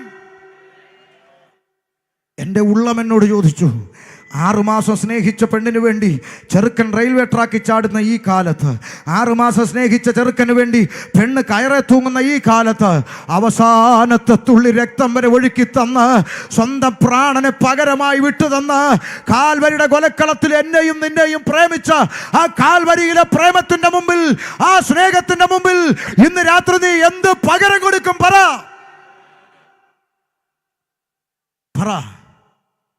എത്ര റെയിൽവേ ട്രാക്കിൽ ചാടിയ പകരമാകും? എത്ര കയറെ തൂങ്ങിയ പകരമാകും? അതുകൊണ്ടാണ് ഞാൻ ആദ്യം ഒരു വാക്ക് പറഞ്ഞത്. എനിക്ക് വേണ്ടി മരിച്ച എൻ്റെ കർത്താവിന് വേണ്ടി 1 അല്ല 9 വട്ടം ചാകാൻ തയ്യാറായിട്ടാ ഈ ശുശ്രൂഷയിലേക്ക് ഇറങ്ങിയത്. മൂക്കി ശ്വാസമുള്ള ഒരുത്തനെയും പേടിക്കത്തില്ല. ഭയപ്പെടുവാൻ ഒരുത്തനേ ഉള്ളൂ, ദൈവത്തെ മാത്രം. ദൈവത്തെ അല്ലാതെ ഈ ഭൂമിയിലും മൂക്കി ശ്വാസമുള്ള ഒരുത്തനെയും ഭയപ്പെടരുത്. സ്തോത്രം. എന്നെയും നിന്നെയും പാപത്തിൻ്റെ പടുകുഴിയിൽ നിന്ന് രക്ഷിപ്പാൻ സാക്ഷാൽ ദൈവമായവൻ ക്രൂശിൽ വായ തുറക്കാതിരുന്നു. നമുക്ക് വേണ്ടി അവൻ പ്രാണനെ അർപ്പിച്ചു. കഴിഞ്ഞ ദിവസങ്ങളിൽ ഒരു സഹോദരി ഫോൺ വിളിച്ചു. സമുദായക്കാരിയ എന്ന് പറഞ്ഞാൽ യാക്കോബയോ മാർത്തോമയോ അങ്ങനത്തെ എന്തോ ഒരു പശ്ചാത്തലത്തിൽപ്പെട്ട സഹോദരിയാണ്. പക്ഷേ യൂട്യൂബിലൂടെ എൻ്റെ പ്രസംഗം കേട്ടപ്പോൾ സംശയം ചോദിക്കാൻ വേണ്ടി വിളിച്ചിട്ട് ചില സംശയങ്ങൾ ചോദിച്ചു. അതിൻ്റെയൊക്കെ മറുപടി ഞാൻ വേദപുസ്തകത്തിൽ നിന്ന് തുറന്ന് വായിച്ച് കേൾപ്പിച്ചു കൊടുത്തു. എന്നിട്ട് ഞാൻ പറഞ്ഞു, സഹോദരി, ഞാൻ ഒരു ചോദ്യം മാത്രം അങ്ങോട്ട് ചോദിക്കും, അതിൻ്റെ മറുപടി വീട്ടിൽ പോയി നന്നായി ആലോചിച്ചിട്ട് എപ്പോഴെങ്കിലും എന്നെ വിളിച്ചു പറയണം. ഒരേ ഒരു ചോദ്യം മാത്രം. എന്താ? ഞാൻ ചോദിച്ചു, ഈ ലോകത്തിലെ ഏതെങ്കിലും ഒരു കർമ്മക്രിയകൾക്ക്, ഈ ലോകത്തിലെ ഏതെങ്കിലും ഒരു യാഗങ്ങൾക്ക്, ഈ ലോകത്തിലെ ഏതെങ്കിലും ഒരു വഴിപാടുകൾക്ക്, ഈ ലോകത്തിലെ ഏതെങ്കിലും ഒരു പൂജയ്ക്ക്, ഏതെങ്കിലും ഒരു കുമ്പസാരത്തിന്, കുർബാനയ്ക്ക്, അങ്ങനെ എന്തിനെങ്കിലും മനുഷ്യൻ്റെ അകത്ത് കയറിയ പാപത്തിൽ നിന്ന് അവന് മോചനം കൊടുക്കാൻ കഴിയുമായിരുന്നു എങ്കിൽ ഒറ്റ ചോദ്യം, യേശുക്രിസ്തു ക്രൂശിൽ മരിച്ചത് എന്തിന്? ആലോചിച്ചിട്ട് പറയണമെന്ന് പറഞ്ഞു. അങ്ങനെ എന്തിനെങ്കിലും പറ്റുമായിരുന്നെങ്കിൽ സ്വർഗത്തിൽ മഹത്വത്തോടു കൂടി ഇരുന്നവൻ ഭൂമിയിൽ വന്ന് മരിക്കേണ്ട ആവശ്യം എന്താ? സ്വർഗത്തിലിരുന്ന തലയ്ക്ക് ചൂടടിച്ചപ്പം ഭൂമിയിൽ പോയെന്ന് ചത്തേക്കാന്ന് വിചാരിച്ച് അങ്ങനെ വന്നയാണോ? അല്ല ദൈവമക്കളെ, ഈ ലോകത്തിലെ ഒന്നിനും നമ്മുടെ പാപത്തിൽ നിന്ന് നമ്മെ മോചിപ്പിക്കാൻ കഴിയാതെ അമ്പയെ പരാജയം സമ്മതിച്ചപ്പോൾ അവൻ പറഞ്ഞു, ഇതാ ഞാൻ വരുന്നു പിതാവേ, ഞാനിതാ തയ്യാറാണ് മനുഷ്യവർഗത്തെ പാപത്തിന്റെ പടികുടിയിൽ നിന്ന് രക്ഷിപ്പാൻ. ഇതാ എൻ്റെ പ്രാണനെ കൊടുക്കാൻ മനുഷ്യപുത്രൻ തയ്യാറാണെന്ന് പറഞ്ഞുകൊണ്ട് ലോകത്തിലേക്ക് ഇറങ്ങി വന്ന മഹാദൈവം അവനാണ് ഞാൻ പ്രസംഗിക്കുന്ന യേശുക്രിസ്തു. അരിമത്യക്കാരനായ യോസേഫിന്റെ കല്ലറയ്ക്കൽ യേശുക്രിസ്തുവിന്റെ ഭൗതിക ശരീരം അടക്കം ചെയ്തു. ഇന്ന് രാത്രി ചെന്നിത്തലയോട് പറയാം, 3 ആണി കൊണ്ട്, അരിമത്യക്കാരനായ യോസേഫിന്റെ കല്ലറ കൊണ്ട് എൻ്റെ യേശു അവസാനിച്ചിരുന്നെങ്കിൽ 3 ആണി കൊണ്ട് അവസാനിച്ചൊരു യേശുവിനെ പ്രസംഗിക്കാൻ ഷമീർ വരത്തിലെ ചെന്നിത്തലയിൽ 3 ആണി കൊണ്ട് അവസാനിച്ച യേശുവിന് വേണ്ടി പാടാൻ ഇവിടെ ഒരു കൊയർ ടീം രൂപപ്പെടത്തില്ല. 3 ആണി കൊണ്ട് അവസാനിച്ച യേശുവിനെ ഉയർത്താൻ ഈ മുറ്റത്തൊരു കൺവെൻഷൻ പന്തൽ ഉയരത്തില്ല. പിന്നെ എന്തുകൊണ്ട് ഞങ്ങൾ പാടുന്നു, എന്തുകൊണ്ട് പ്രസംഗിക്കുന്നു? ഞങ്ങൾ പാടുന്നതും പ്രസംഗിക്കുന്നതും കുമ്പനാട്ടും എടത്തുവായിലും മലയിലും കുരിശുമലയിലും അടഞ്ഞു കിടക്കുന്ന ഒരു കല്ലറ വാതിക്കലല്ല, കണ്ണാടിക്കൂടിന് മുമ്പിലല്ല, മറിച്ച് ഉലക മഹാന്മാരകിലരും ഒരുപോൽ കല്ലറക്കകത്തൊടുങ്ങി ഒതുങ്ങിപ്പോയപ്പോൾ ഇന്ന് രാത്രി ഞാൻ പ്രസംഗിക്കുന്ന യേശുക്രിസ്തു പാതാളത്തെ ജയിച്ചു, മരണത്തെ ജയിച്ചു, ലോകത്തെ ജയിച്ചു, പിശാചിനെ ജയിച്ചു. യേശുക്രിസ്തു ഉയർത്തെഴുന്നേറ്റു. ഹല്ലേലൂയ! ആ യേശു ഇന്നും ജീവിക്കുന്നു. ഉയർത്തെഴുന്നേറ്റ കർത്താവായ യേശുക്രിസ്തു തന്നെ അനുഗമിച്ച ശിഷ്യന്മാർക്ക് പ്രത്യക്ഷനായിക്കൊണ്ട് ഒരു അന്ത്യ കൽപ്പന കൈമാറി. വായിക്കാം, മർക്കോസിന്റെ സുവിശേഷം 16-ാം അധ്യായം 15-ാം വാക്യം വേഗത്തിൽ വായിച്ചാട്ടെ. 16:15. പിന്നെ അവൻ അവരോട്, നിങ്ങൾ ഭൂലോകത്തിലൊക്കെയും പോയി സകല സൃഷ്ടിയോടും സുവിശേഷം പ്രസംഗിപ്പിക്കും. ശ്രദ്ധിച്ചേ, ഉയർത്തെഴുന്നേറ്റ കർത്താവായ യേശുക്രിസ്തുവിന്റെ അന്ത്യകൽപ്പന, അപേക്ഷയല്ല, ഓർഡർ. പുറപ്പെട്ട് സകല സൃഷ്ടിയോടും സുവിശേഷം പ്രസംഗിക്കണം. അതാ ഞങ്ങൾ ചെയ്യുന്നത്. നാട്ടുകാർ പറയും, ഉമാർക്ക് വേറെ ജോലിയും കൂലിയും ഒന്നും, ചുമ്മാ റോഡേ നടന്ന് തൊണ്ട കീറുക. ജോലിയും കൂലിയും ഇല്ലാഞ്ഞിട്ടല്ല, പ്രാണനെ തന്നവൻ്റെ കൽപ്പനയായത്. പുറപ്പെട്ട് സകല സൃഷ്ടിയോട് സുവിശേഷം അറിയിക്കണം. ഈ അന്ത്യകൽപ്പന കൈമാറിയിട്ട് കർത്താവ് ഒലിവുമലയിൽ രൂപാന്തരം പ്രാപിപ്പാൻ ഒലിവുമലയിൽ കയറി നിന്നു. കേട്ടോണം, ശിഷ്യന്മാർ തല ഉയർത്തി നിൽക്കുമ്പോൾ കർത്താവ് രൂപാന്തരപ്പെട്ട് അവരുടെ കണ്ണിന് മറഞ്ഞു. സ്വർഗത്തിൽ നിന്ന് വെള്ളവസ്ത്രം ധരിച്ച് ദൂതന്മാർ ഇറങ്ങി വന്ന് തല ഉയർത്തി നിൽക്കുന്ന ശിഷ്യന്മാരോട് പറഞ്ഞ വാചകം വായിക്കാം. പ്രവൃത്തി 1:11 വായിച്ചാട്ടെ. പ്രവൃത്തി 1:11 രണ്ട് ഭാഗവും കൂടെ വായിച്ച് നമുക്ക് അവസാനിപ്പിക്കാം. വായിച്ചാട്ടെ. പ്രവൃത്തി 1:11 വേഗത്തിൽ. ഗലീല പുരുഷന്മാരെ, ആകാശത്തിലേക്ക് നോക്കി നിൽക്കുന്നത് എന്ത്? നിങ്ങളെ വിട്ട് സ്വർഗാരോഹണം ചെയ്ത ഈ യേശുവിനെ സ്വർഗത്തിലേക്ക് പോകുന്നവനായി നിങ്ങൾ കണ്ടതുപോലെ തന്നെ അവൻ വീണ്ടും വരും. രാത്രി ചെന്നിത്തലയോട് ഞങ്ങൾ വിളംബരം ചെയ്യുന്നു, യേശുക്രിസ്തു വീണ്ടും മടങ്ങി വരും. സ്തോത്രം. യുദ്ധങ്ങളും യുദ്ധശ്രുതികളും ഒക്കെ കേൾക്കുന്നുണ്ടേ. ആളുകളൊക്കെ പേടിക്കുക എന്ത് സംഭവിക്കുമെന്ന്. പ്രാർത്ഥിക്കുന്ന ദൈവ കുഞ്ഞുങ്ങൾ കുലുങ്ങത്തില്ല. പേടിക്കേണ്ട സമയമല്ല, ഒരുങ്ങേണ്ട സമയമാ. കാഹളം മുടങ്ങാറായി, കർത്താവ് വരാറായി. അതുകൊണ്ട് വിടേണ്ടതൊക്കെ വിട്ടുകളഞ്ഞ്, മുറുകെ പറ്റുന്നതൊക്കെ വിട്ടുകളഞ്ഞ് കർത്താവിൻ്റെ വരവിൽ എടുക്കപ്പെടുവാൻ വിശുദ്ധിയും വേർപാടും തികച്ചുകൊണ്ട് ഒന്ന് ഒരുങ്ങിയിരുന്നു. താമസം വിനാ കാഹളം ധ്വനിക്കും. എൻ്റെ കർത്താവ് മടങ്ങി വരും. സ്തോത്രം.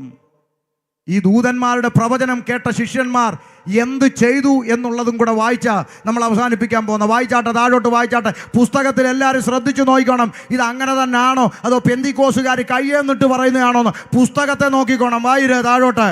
അവർ യെരൂശലേമിന് സമീപത്ത് ഒരു ശബത്ത് ദിവസത്തെ വഴിദൂരമുള്ള ഒലിവ് മല വിട്ട് യെരൂശലേമിലേക്ക് മടങ്ങിപ്പോന്നു. ശ്രദ്ധിച്ചേ, നിങ്ങളെല്ലാം ശ്രദ്ധിച്ചോണം, പുസ്തകത്തിലുള്ളതാണോ എന്ന്. ശിഷ്യന്മാര് ഒലിവ് മല വിട്ട് ഒരു ശബത്ത് ദിവസത്തെ വഴിദൂരമുള്ള ഒലിവ് മല വിട്ട് തിരിച്ച് യെരൂശലേമിലേക്ക് മടങ്ങി വന്നു. ഇനി ശ്രദ്ധിച്ച്, യെരൂശലേമിൽ വന്നിട്ട് അവർ എന്ത് ചെയ്തു? വായിര്. അവിടെ എത്തിയപ്പോൾ അവർ പാർത്ത മാളിക മുറിയിൽ കയറിപ്പോയി. അങ്ങനെ തന്നെയാണോ എല്ലാവരുടെയും പുസ്തകത്തിൽ? അവർ അവിടെ എത്തിയപ്പോൾ പാർത്ത മാളിക മുറിയിൽ കയറിപ്പോയി. ഇനി ശ്രദ്ധിച്ച് കാതു തുറന്ന് കേട്ടോണം. മേപ്പോട്ട് കയറിപ്പോയവരുടെ പേര് വിവരങ്ങൾ പരിശുദ്ധാത്മാവ് പുസ്തകത്തിൽ എഴുതിയിട്ടുണ്ട്. വായിച്ചുകൂടെ. നിർത്തി. പത്രോസ്. ആരാ പത്രോസ്? ഒന്നാമത്തെ പോപ്പ്, മാർപ്പാപ്പ എന്നൊക്കെ നാട്ടിലെ ക്രിസ്ത്യാനികൾ വിശ്വസിക്കും. നല്ലതാ, തെറ്റൊന്നുമില്ല, ഇരിക്കട്ടെ. ഒന്നാമത്തെ പോപ്പ് പത്രോസ്. പിന്നെ യോഹന്നാൻ, യാക്കോബ്, അന്ത്രയോസ്, ഫിലിപ്പോസ്, തോമസ് ലീഹ, ബർത്തോലോമായി, മത്തായി, അൽഫയുടെ മകനായ യാക്കോബ്, എരിവുകാരനായ ശീമോൻ, യാക്കോബിന്റെ മകനായ യൂദാസ് ലീഹ, ഇവരെല്ലാവരും സ്ത്രീകളോടും യേശുവിന്റെ അമ്മയായ മറിയയോടും അവന്റെ സഹോദരന്മാരോടും കൂടെ ഒരുമനപ്പെട്ട് പ്രാർത്ഥന കഴിച്ചു പോന്നു. ഒരു വള്ളിയോ പുള്ളിയോ കൂട്ടിയോ പുസ്തകത്തിലുള്ളതല്ലേ വായിച്ച ദൈവദാസൻ? കയറിപ്പോയവരുടെ ലിസ്റ്റ് അങ്ങനെ തന്നെ ആണോ എല്ലാവരുടെയും ബൈബിളിൽ? ആണോ? അങ്ങോട്ട് കയറിപ്പോയവരുടെ ലിസ്റ്റ് കണ്ടോ? പത്രോസ്, യോഹന്നാൻ, യാക്കോബ്, അന്ത്രയോസ്, ഫിലിപ്പോസ്, തോമസ്, ബർത്തോലോമായി, മത്തായി, അൽഫയുടെ മകനായ യാക്കോബ്, എരിവുകാരനായ ശീമോൻ, യാക്കോബിന്റെ മകനായ യൂദ, ഇവരെല്ലാവരും സ്ത്രീകളോടും യേശുവിന്റെ അമ്മയായ മറിയയോടും അവന്റെ സഹോദരങ്ങളോടും ഒരുമനപ്പെട്ട് പ്രാർത്ഥന കഴിച്ചു പോന്നു. അങ്ങനെ പ്രാർത്ഥിച്ചുകൊണ്ടിരുന്നപ്പോൾ എന്തോ സംഭവിച്ചു? 2-ാം അധ്യായം 1-ാം വാക്യം.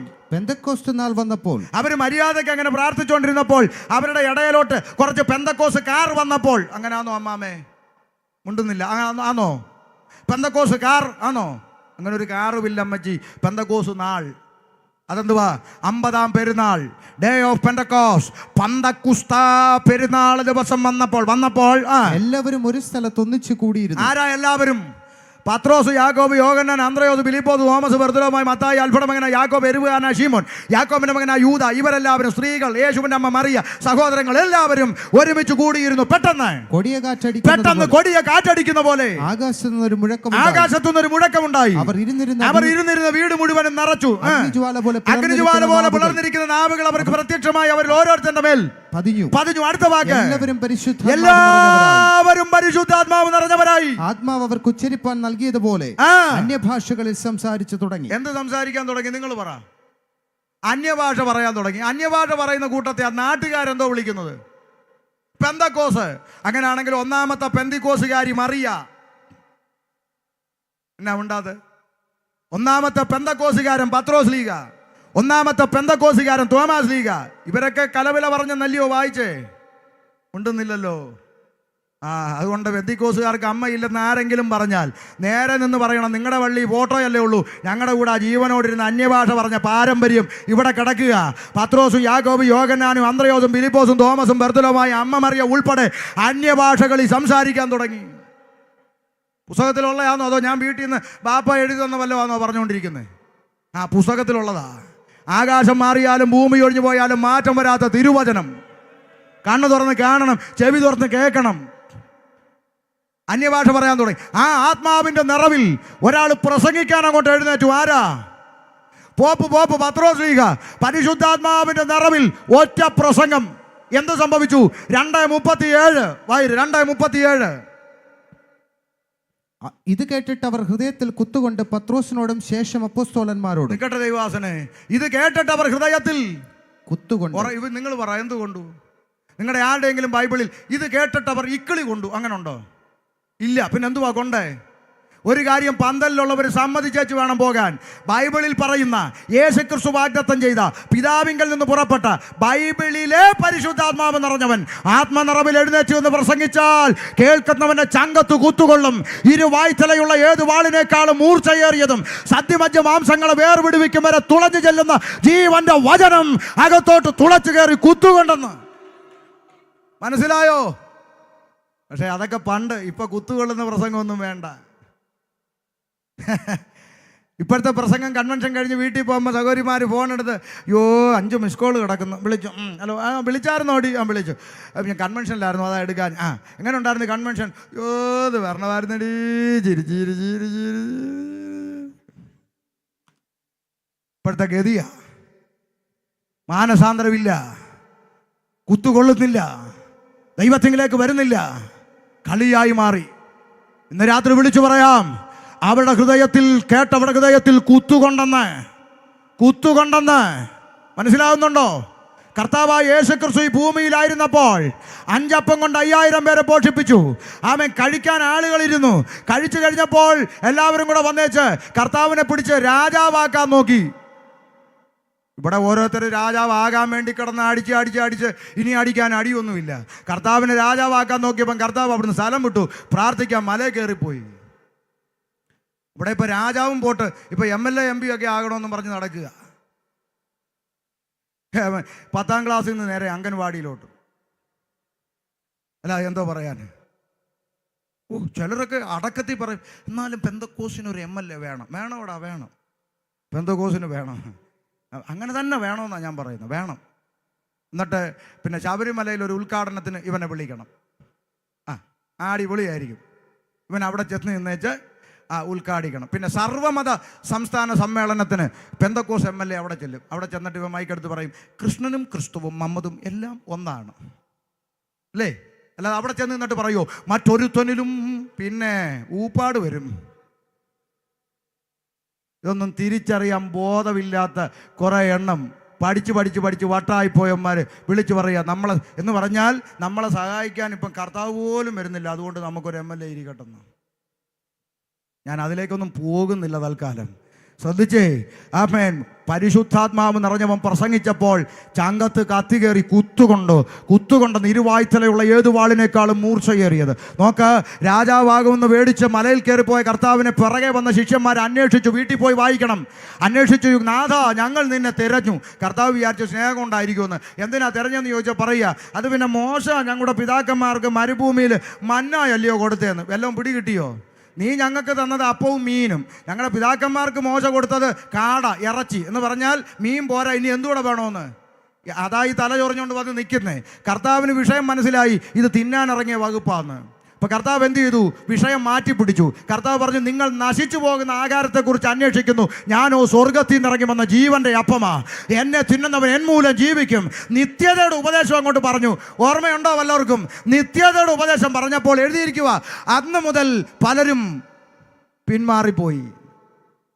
പോയവര് പറഞ്ഞിട്ട് രസമായിരുന്നു, രസവാ, ഇപ്പം രസവാ. ഇവിടെ വായിച്ചത് അങ്ങനല്ല. കേട്ടവരുടെ ചങ്കത്ത് കുത്തുകൊണ്ടവരെല്ലാം കൂടെ എന്ത് ചെയ്തു? പ്രസംഗിച്ച ഉപദേശിയുടെ കൊങ്ങാക്കി പിടിച്ചെന്നാണോ? അല്ല, പിന്നെന്തുവാ?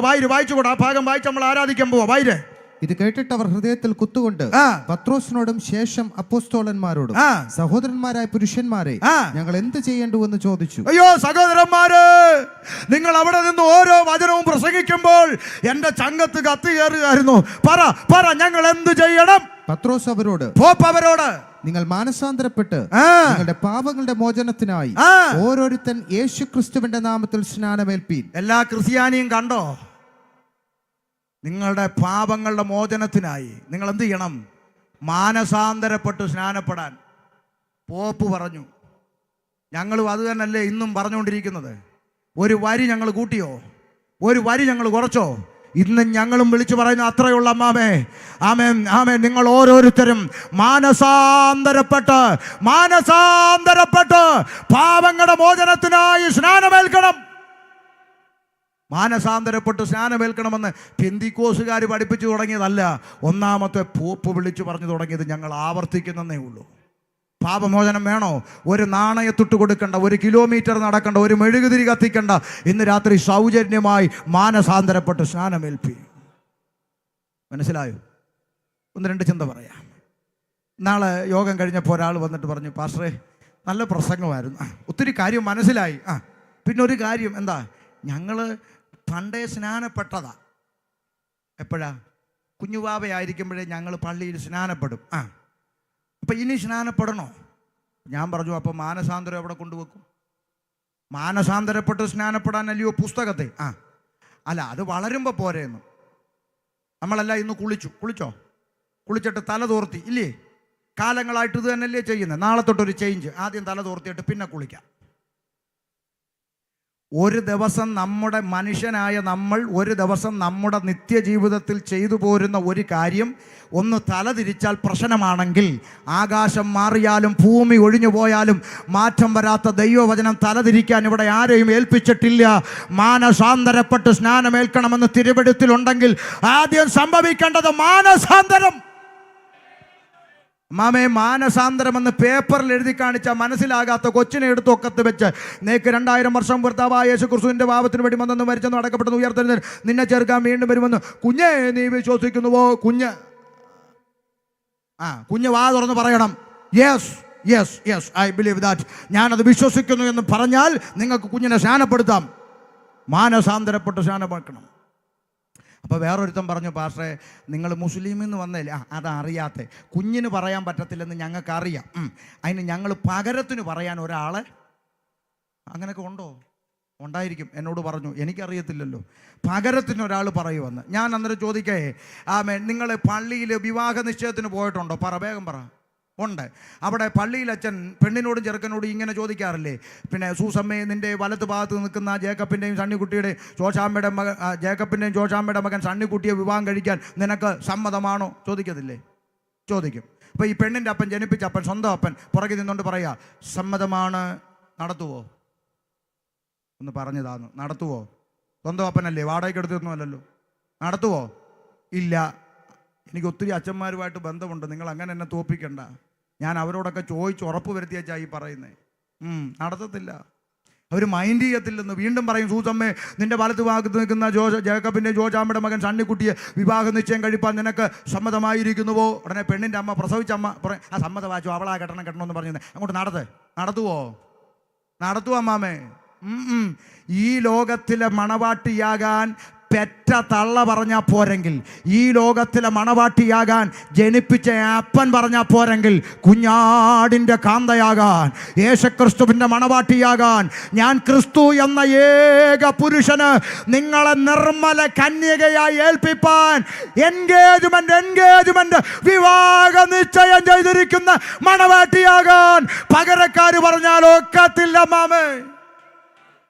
നീ ഏറ്റു പറയണം, ഈ മണവാളനെ എൻ്റെ കർത്താവ് എൻ്റെ രക്ഷിതാവുമായി ഹൃദയം കൊണ്ട് വിശ്വസിച്ച് ഞാനിതാ ഏറ്റു പറയുന്നു എന്ന് നീ ഏറ്റു പറയുമ്പോഴാണ് നീ എൻഗേജ്മെൻറ്റിലേക്ക് പ്രവേശിക്കേണ്ടത്.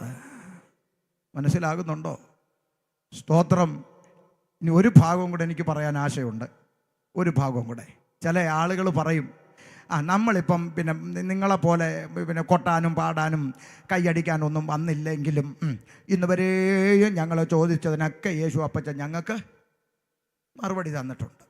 ഒരു വീട് ചോദിച്ചു, നല്ല വീട് തന്നു. ഒരു കാറ് ചോദിച്ചു, 2 കാറ് തന്നു. 1 ഏക്കർ റബ്ബർ ചോദിച്ചു, 2 ഏക്കർ റബ്ബർ തന്നു. 2 മക്കളെ ചോദിച്ചപ്പോൾ 5 മക്കളെ തന്നു. അങ്ങനെ ഇന്ന് വരെയും കൃപയാലെല്ലാം. ഇതെല്ലാം പോരാഞ്ഞിട്ട് എന്നെ ദർശനം കാണിക്കും, എല്ലാം എന്നെ കാണിച്ചേച്ചാ ചെയ്യുന്നത്. ഞാൻ കളിയാക്കിയതല്ല, സത്യവാദ് അതെല്ലാം ദൈവം ചെയ്യും. പക്ഷെ ഒരു കാര്യം പറയട്ടെ, അങ്ങനെ ഒത്തിരി നന്മകളുള്ള ഒരാളെ നിങ്ങൾക്ക് ഞാൻ കാണിച്ചു തരാൻ പോവാ. അപ്പോസ്തലപ്രവൃത്തി 10-ാം അധ്യായത്തിൽ പരിശുദ്ധാത്മാവ് രേഖപ്പെടുത്തിയ ഒരു വ്യക്തിയെ ഒന്ന് വായിച്ചേച്ച് നമുക്ക് ആരാധിച്ചു പോകാം. വായിച്ചു, എന്തായാലും ഇത്രയൊക്കെ ആയി. വായിച്ചു. കൈസരിയിൽ ഇത്താലിക എന്ന പട്ടാളത്തിൽ, നിങ്ങൾ ശ്രദ്ധിച്ച് കേൾക്കണേ, കൈസരിയിൽ ഇത്താലിക എന്ന പട്ടാളത്തിൽ കൊർന്നേലിയോസ് എന്ന പേരുള്ള ഒരു ശതാധിപൻ ഉണ്ടായിരുന്നു. 100 പേർക്ക് അധിപനായിരിക്കുന്ന ഒരു പട്ടാളക്കാരൻ, അധികാരി. അവനെ കുറിച്ച് പെന്തിക്കോസുകാർ പറഞ്ഞ സാക്ഷിയല്ല, നാട്ടുകാർ പറഞ്ഞ സാക്ഷിയല്ല, സ്വർഗത്തിലെ ദൈവം പറഞ്ഞ സാക്ഷി. എന്തൊക്കെയാ വായിര്? അവൻ ഭക്തനും, ഭക്തൻ, തന്റെ സകല ഗൃഹത്തോടും കൂടെ ദൈവത്തെ ഭയപ്പെടുന്നവൻ, കുടുംബമായി ദൈവഭയമുള്ളവൻ, ജനത്തിന് വളരെ ധർമ്മം കൊടുത്തും പുണ്യപ്രവൃത്തി ചെയ്യുന്നവൻ, എപ്പോഴും ദൈവത്തോട് പ്രാർത്ഥിച്ചും പോന്നു. 4 യോഗ്യത ശ്രദ്ധിച്ചേ. 1 ഭക്തൻ, 2 ദൈവഭയമുള്ളവൻ, 3 പുണ്യപ്രവൃത്തി. അപ്പുറത്ത് കൺവെൻഷൻ ഉണ്ടെങ്കിൽ കസേര എൻ്റെ വക. പുണ്യപ്രവൃത്തി ചെയ്യുന്നവൻ. 4 എപ്പോഴും പ്രാർത്ഥിക്കുന്നവൻ. ഇനി അടുത്തത്, അവൻ പകൽ ഏകദേശം 9 മണി നേരത്തെ ഒരു പ്രാർത്ഥനയിൽ ദർശനത്തിൽ ഒരു ദൈവദൂതൻ തന്റെ അടുക്കൽ അകത്ത് വരുന്നത് സ്പഷ്ടമായി കണ്ടു. 5ാമത്തെ ക്വാളിഫിക്കേഷൻ, ദർശനം കണ്ടു. ദൂതൻ അകത്ത് വരുന്നത് സ്പഷ്ടമായി കണ്ടു. ശ്രദ്ധിച്ച് കേട്ടോണേ, ദൂതൻ വന്നിട്ട് എന്താ പറഞ്ഞേ? കൊർന്നല്യോസേ എന്ന് തന്നോട് പറയുന്നതും കേട്ടു. അവൻ അവനെ ഉറ്റുനോക്കി ഭയപരവശനായി എന്താകുന്നു കർത്താവേ എന്ന് ചോദിച്ചു. അവൻ അവനോട്, കൊർന്നല്യോസിനോട്, നിന്റെ പ്രാർത്ഥനയും ധർമ്മവും ദൈവത്തിന്റെ മുൻപിൽ എത്തിയിരിക്കുന്നു. നിൽക്കട്ടെ കൊർന്നല്യോസേ, നിന്റെ പ്രാർത്ഥനയും നിന്റെ ആ പുണ്യപ്രവൃത്തികളൊക്കെ എവിടെ എത്തി? പറ. ദൈവം എവിടെ വസിക്കുന്നേ? സ്വർഗത്തിൽ ദൈവത്തിന്റെ അടുക്കൽ എത്തി. നമ്മുടെയൊക്കെ പ്രാർത്ഥന പിശാച് അന്തരീക്ഷ മണ്ഡലത്തിൽ തടഞ്ഞു വെച്ച് നമ്മൾ പിന്നെ പവർ വിഷനിൽ നാളെ കൊണ്ടുവന്ന് പൊട്ടിച്ച് ബന്ധിച്ച് ഫൽസിച്ചൊക്കെയാണ് നമ്മുടെ പ്രാർത്ഥന എത്തുന്നതെന്നാണ് പറയുന്നത്. ഇവിടെ ഒരുത്തനും തടഞ്ഞില്ല. അവൻ്റെ പ്രാർത്ഥന സ്വർഗത്തിൽ ദൈവത്തിൻ്റെ അടുക്കൽ എത്തി. മറുപടിയായിട്ട് ആരും വന്നു? ദൂതൻ. ഒരൊറ്റ പദം നിങ്ങൾ ശ്രദ്ധിച്ച് കേട്ടോണം. ദൂതൻ വന്നിട്ട് പറയുകയാണ്, നിന്റെ പ്രാർത്ഥനയും നിന്റെ പുണ്യപ്രവൃത്തി എവിടെ എത്തി? സ്വർഗത്തിലെത്തി. അതുകൊണ്ട് നീ എന്ത് ചെയ്യണം? യോപ്പയിലേക്ക് ആളയച്ച് പത്രോസ് എന്ന് മറുപേരുള്ള ശീമോനെ വരുത്തണം. അവൻ തോൽക്കൊല്ലനായ ശീമോന്റെ വീട്ടിൽ പാർക്കുന്നു. നിൽക്കട്ടെ, മതി, അത്രയും മതി. ശ്രദ്ധിച്ചേ, ദൂതൻ പറയുക, പിന്നെ കൊർന്നല്യോസേ, നിന്റെ പ്രാർത്ഥനയും നിന്റെ പുണ്യപ്രവൃത്തിയൊക്കെ എല്ലാം ദൈവത്തിന് പ്രസാദമായി. സ്വർഗത്തിലെത്തി. എത്തിയോ? സന്തോഷം, ദൈവം അനുഗ്രഹിക്കട്ടെ. പിന്നെ ഒരു കാര്യമുണ്ട്. എന്താ? നീ യോപ്പയിലേക്ക് ആളയച്ച് പത്രോസ് എന്ന് പേരുള്ള ഉപദേശിയെ നിന്റെ വീട്ടിലോട്ടൊന്ന് വിളിപ്പിക്കണമെന്ന്. ശ്രദ്ധിച്ചേ, അവിടെ വെച്ച് ഈ പട്ടാളക്കാരന് ദൂതനുമായിട്ടൊന്ന് പിണങ്ങാൻ സാധ്യത ഉണ്ട്. നിങ്ങൾക്ക് തലേ കയറിയോ? ദൂതനോട് ചോദിക്കാം, അല്ലല്ല ഇപ്പൊ എന്തോ പറഞ്ഞേ? പത്രോസ് ഉപദേശി എൻ്റെ വീട്ടിൽ വിളിപ്പിക്കണമെന്ന്. ഞാൻ ആരാ? ഭക്തൻ. പിന്നാരാ? ദൈവഭയമുള്ളവൻ. 3, പുണ്യപ്രവൃത്തി ചെയ്യുന്നു. 4, എപ്പോഴും പ്രാർത്ഥിക്കുന്നു. 5, ദർശനം കണ്ടു. പോരാത്തതിന് എൻ്റെ പ്രാർത്ഥനയും എൻ്റെ പുണ്യപ്രവൃത്തികളും എവിടെത്തി? സ്വർഗത്തിലെത്തി. മറുപടിയായിട്ട് ആര് വന്നു? ദൂതനും വന്നു. അങ്ങനെയുള്ള ഞാൻ ഈ പണ്ടങ്ങാണ്ട് മീൻ പിടിച്ചോണ്ട് നടന്ന ആളല്ലേ ഈ പത്രോസ് എന്ന് പറയുന്ന ആള്. ഈ കണ്ട ഉപദേശിമാരെയൊക്കെ എൻ്റെ വീട്ടിൽ വിളിക്കേണ്ട കാര്യം എന്താ? എന്നെ മിണ്ടുന്നില്ലല്ലോ. പ്രാർത്ഥനയൊക്കെ കേൾക്കുന്നില്ലേ? കൃത്യമായിട്ട് മറുപടിയും കർത്താവ് നിങ്ങൾക്ക് തരുന്നുണ്ടല്ലോ. പിന്നെ ഈ ഉപദേശിമാരെ വീട്ടിൽ വിളിക്കേണ്ട കാര്യം എന്താ? പിണങ്ങാം. ഇന്ന് രാത്രി ഒരു ദൂത് പറയാം. ആമേൻ. കൊർന്നല്യോസേ, നിന്റെ പ്രാർത്ഥനയും നിന്റെ പുണ്യപ്രവൃത്തി എല്ലാം സ്വർഗത്തിലെത്തി. പക്ഷെ ഒരു കുഴപ്പമുണ്ട് മോനെ, നീ അവിടെ എത്തത്തില്ല. ഇത്രയും നന്മയുള്ള, ഇത്രയും നല്ല ക്വാളിറ്റിയുള്ള നീ ഒരിക്കലും നിത്യതയിൽ നഷ്ടപ്പെട്ടു പോകരുത്. അതുകൊണ്ട് ഉപദേശിയെ വിളിപ്പിക്കണം. പിടികിട്ടിയോ? ഇവിടുത്തെ മർത്തോമക്കാരും യാക്കോബക്കാരും കത്തോലിക്കരും ഒക്കെ മോശക്കാരായതുകൊണ്ടല്ല നമ്മൾ ഇതിൻ്റെ അകത്ത് വന്നേന്ന്. ഒത്തിരി നല്ല മനസ്സുള്ള ആളുകൾ ചുറ്റുപാടുമുണ്ട്. നന്മ ചെയ്യാൻ മനസ്സുള്ളവരുണ്ട്. പുണ്യപ്രവൃത്തി ചെയ്യുന്നവരുണ്ട്. ഒന്നുകൂടി കടത്തി പറഞ്ഞാൽ നമ്മളെക്കാൾ അധികം പ്രാർത്ഥിക്കുന്നവരുണ്ട്. ദർശനം കാണുന്നവരുണ്ട്. പക്ഷേ നമ്മൾ വിളിച്ചു പറയുന്നത് അവർ നമ്മളെക്കാൾ മോശക്കാരായതുകൊണ്ടല്ല. ഇത്രയും നന്മയുള്ള ഇത്രയും നല്ല ഗുണമുള്ള നീ ഒരിക്കലും നരകത്തിൻ്റെ പടുകുഴിയിൽ പോയി വീഴരുതെന്ന് സ്വർഗത്തിലെ ദൈവം ആശിക്കുന്നത് കൊണ്ടാണ് ഉപദേശിമാർ വിളിപ്പിക്കാൻ പറഞ്ഞത്. പത്രോസിനെ വിളിപ്പിച്ചെന്നേ വീട്ടിൽ പോയി വായിച്ചാൽ മതി. വിളിപ്പിച്ചു.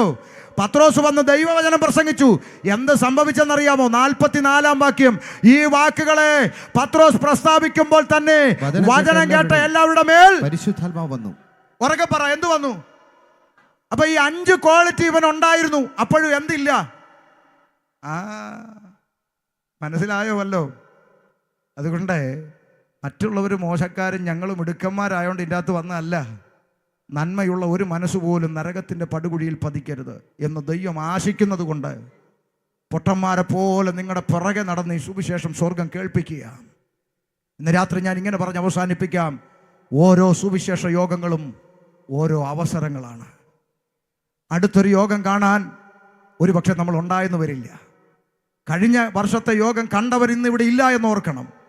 പിറകെ നടന്ന് പറഞ്ഞിട്ടും പിറകെ നടന്ന് വിളിച്ചിട്ടും ഈ ദൈവസ്നേഹത്തിലേക്ക് കടന്നു വരുന്നില്ലെങ്കിൽ, ജീവന്റെ പുസ്തകത്തിൽ പേരെഴുതപ്പെടുന്നില്ലെങ്കിൽ, എന്നെ സ്നേഹിക്കുന്ന, എന്നെ കേൾക്കുന്ന സൗരങ്ങളെ, ഫുൾ സ്റ്റോപ്പ് ഇല്ലാത്തൊരു കാലത്തോളം കെടാത്ത തീയും ചാകാത്ത പുഴുവും കത്തുന്ന പൊയ്കയത്രേ നിന്റെ അവസാനം. അതുകൊണ്ട് പത്രോസിന്റെ വാക്കുകൾ ഹൃദയത്തിൽ കുത്തുകൊണ്ടവർ ചോദിച്ചു, ഞങ്ങൾ എന്ത് ചെയ്യണം? പത്രോസ് പറഞ്ഞു, നിങ്ങൾ മാനസാന്തരപ്പെട്ട് പാപങ്ങളുടെ മോചനത്തിനായി ഓരോരുത്തൻ സ്നാനമേൽപ്പീൻ, എന്നാൽ പരിശുദ്ധാത്മാവ് എന്ന ദാനം ലഭിക്കും. താഴോട്ട് വായിക്കുമ്പോൾ, വായിക്കണ്ട, പറഞ്ഞു നിർത്തുക, വായിക്കുന്നു, വാഗ്ദത്തം നിങ്ങൾക്കും നിങ്ങളുടെ മക്കൾക്കും നമ്മുടെ ദൈവമായ കർത്താവ് വിളിച്ചു വരുത്തുന്ന ദൂരസ്ഥരായ ഏവർക്കും ഉള്ളതല്ലോ എന്ന് പറഞ്ഞു. മറ്റു പല വാക്കുകളാലും അവൻ സാക്ഷ്യം പറഞ്ഞ് അവരെ പ്രബോധിപ്പിച്ചു. അടുത്ത വാക്ക്, ഈ വക്രതയുള്ള തലമുറയിൽ നിന്ന് രക്ഷിക്കപ്പെടുവീൻ എന്ന് അവൻ അവരോട് പറഞ്ഞു. അടുത്ത വാക്ക്, അവന്റെ വാക്ക് കൈക്കൊണ്ടവർ സ്നാനമേറ്റു. അടുത്ത വാക്ക്, അന്ന് 3000-ഓളം പേര് അവരോട് ചേർന്നു. ഒറ്റ പ്രസംഗം, ചങ്കത്ത് കുത്തുകൊള്ളുന്ന ഒറ്റ പ്രസംഗം. 3000-ഓളം പേര് രംഗത്ത് വന്നിട്ട് പറയാ, ഞങ്ങൾക്ക് സ്നാനപ്പെടണം. അങ്ങനെയാ ദൈവസഭ വളർന്നേ. ആരെയും പിടിച്ചു വലിച്ചും കെട്ടി വലിച്ചും നിർബന്ധിച്ചും മാറ്റിയ ചരിത്രമല്ല ഇതിൻ്റെ പുറകെ കിടക്കുന്നത്. ഹൃദയത്തിൻ്റെ അകത്ത് കുത്തുകൊണ്ടവർ പറഞ്ഞു, ഞങ്ങൾക്ക് സ്നാനമേൽക്കണം. അന്ന് 3000-ഓളം പേര് അവരോട് ചേർന്നു. അടുത്ത വാക്ക്, അവർ അപ്പോസ്തലന്മാരുടെ ഉപദേശം കേട്ടും, അടുത്തത് കൂട്ടായ്മ ആചരിച്ചും, അടുത്തത് അപ്പം നുറുക്കിയും, അടുത്തത് പ്രാർത്ഥന കഴിച്ചും പോന്നു. ആ കൂട്ടത്തെ നോക്കി സ്വർഗത്തിലെ ദൈവം ഒരു പേര് വിളിച്ചതാണ്. 47-ാം വാക്യത്തിൽ എഴുതിയിരിക്കുന്നു, കർത്താവ് രക്ഷിക്കപ്പെടുന്നവരെ ദിനം പ്രതി സഭയോട് ചേർത്തുകൊണ്ടിരുന്നു. പുസ്തകം അടയ്ക്കാം. ആ കൂട്ടത്തെ നോക്കി സ്വർഗത്തിലെ ദൈവം വിളിച്ച പേരാണ് സഭ. ആമേൻ. ഏതാ സഭ? മാനസാന്തരപ്പെട്ട കൂട്ടം. ഏതാ സഭ? രക്ഷിക്കപ്പെട്ട കൂട്ടം. ഏതാ സഭ? സ്നാനപ്പെട്ട കൂട്ടം. ഏതാ സഭ? ആത്മനിറവ് പ്രാപിച്ച കൂട്ടം. ഏതാ സഭ? അപ്പം നുറുക്കി പ്രാർത്ഥന കഴിക്കുന്ന കൂട്ടം. ആ കൂട്ടത്തെ സ്വർഗം വിളിച്ചു സഭ. ആ കൂട്ടത്തിൻ്റെ അകത്ത് ഷമീറുണ്ട്, സിയാദുണ്ട്, നസീറുണ്ട്, സുരേഷുണ്ട്, സുമേഷുണ്ട്, രതീഷുണ്ട്, ജോസഫുണ്ട്, തോമസ് കുട്ടിയുണ്ട്. സകല ഗോത്രങ്ങളിൽ നിന്നും ഭാഷകളിൽ നിന്നും വംശങ്ങളിൽ നിന്നും ജാതികളിൽ നിന്നും തൻ്റെ രക്തം കൊടുത്ത് വിലയ്ക്ക് വാങ്ങിയ ആ ദൈവസഭ, ആ കർത്താവിൻ്റെ വരവിനായി കാത്തിരിക്കുന്ന, കുറുകിഞ്ഞിറങ്ങി കാത്തിരിക്കുന്ന കുറുപ്രാവിനെ പോലെ കർത്താവിൻ്റെ വരവിനായി നോക്കി പാർത്ത് കാത്തിരിക്കുന്ന ആ സഭയെ ചേർക്കുവാൻ എൻ്റെ കർത്താവ് പാപം കൂടാതെ രണ്ടാമതും പ്രത്യക്ഷനാകും. ഒരുമിച്ച് ദൈവസന്നിധിയിൽ എഴുന്നേൽക്കാം.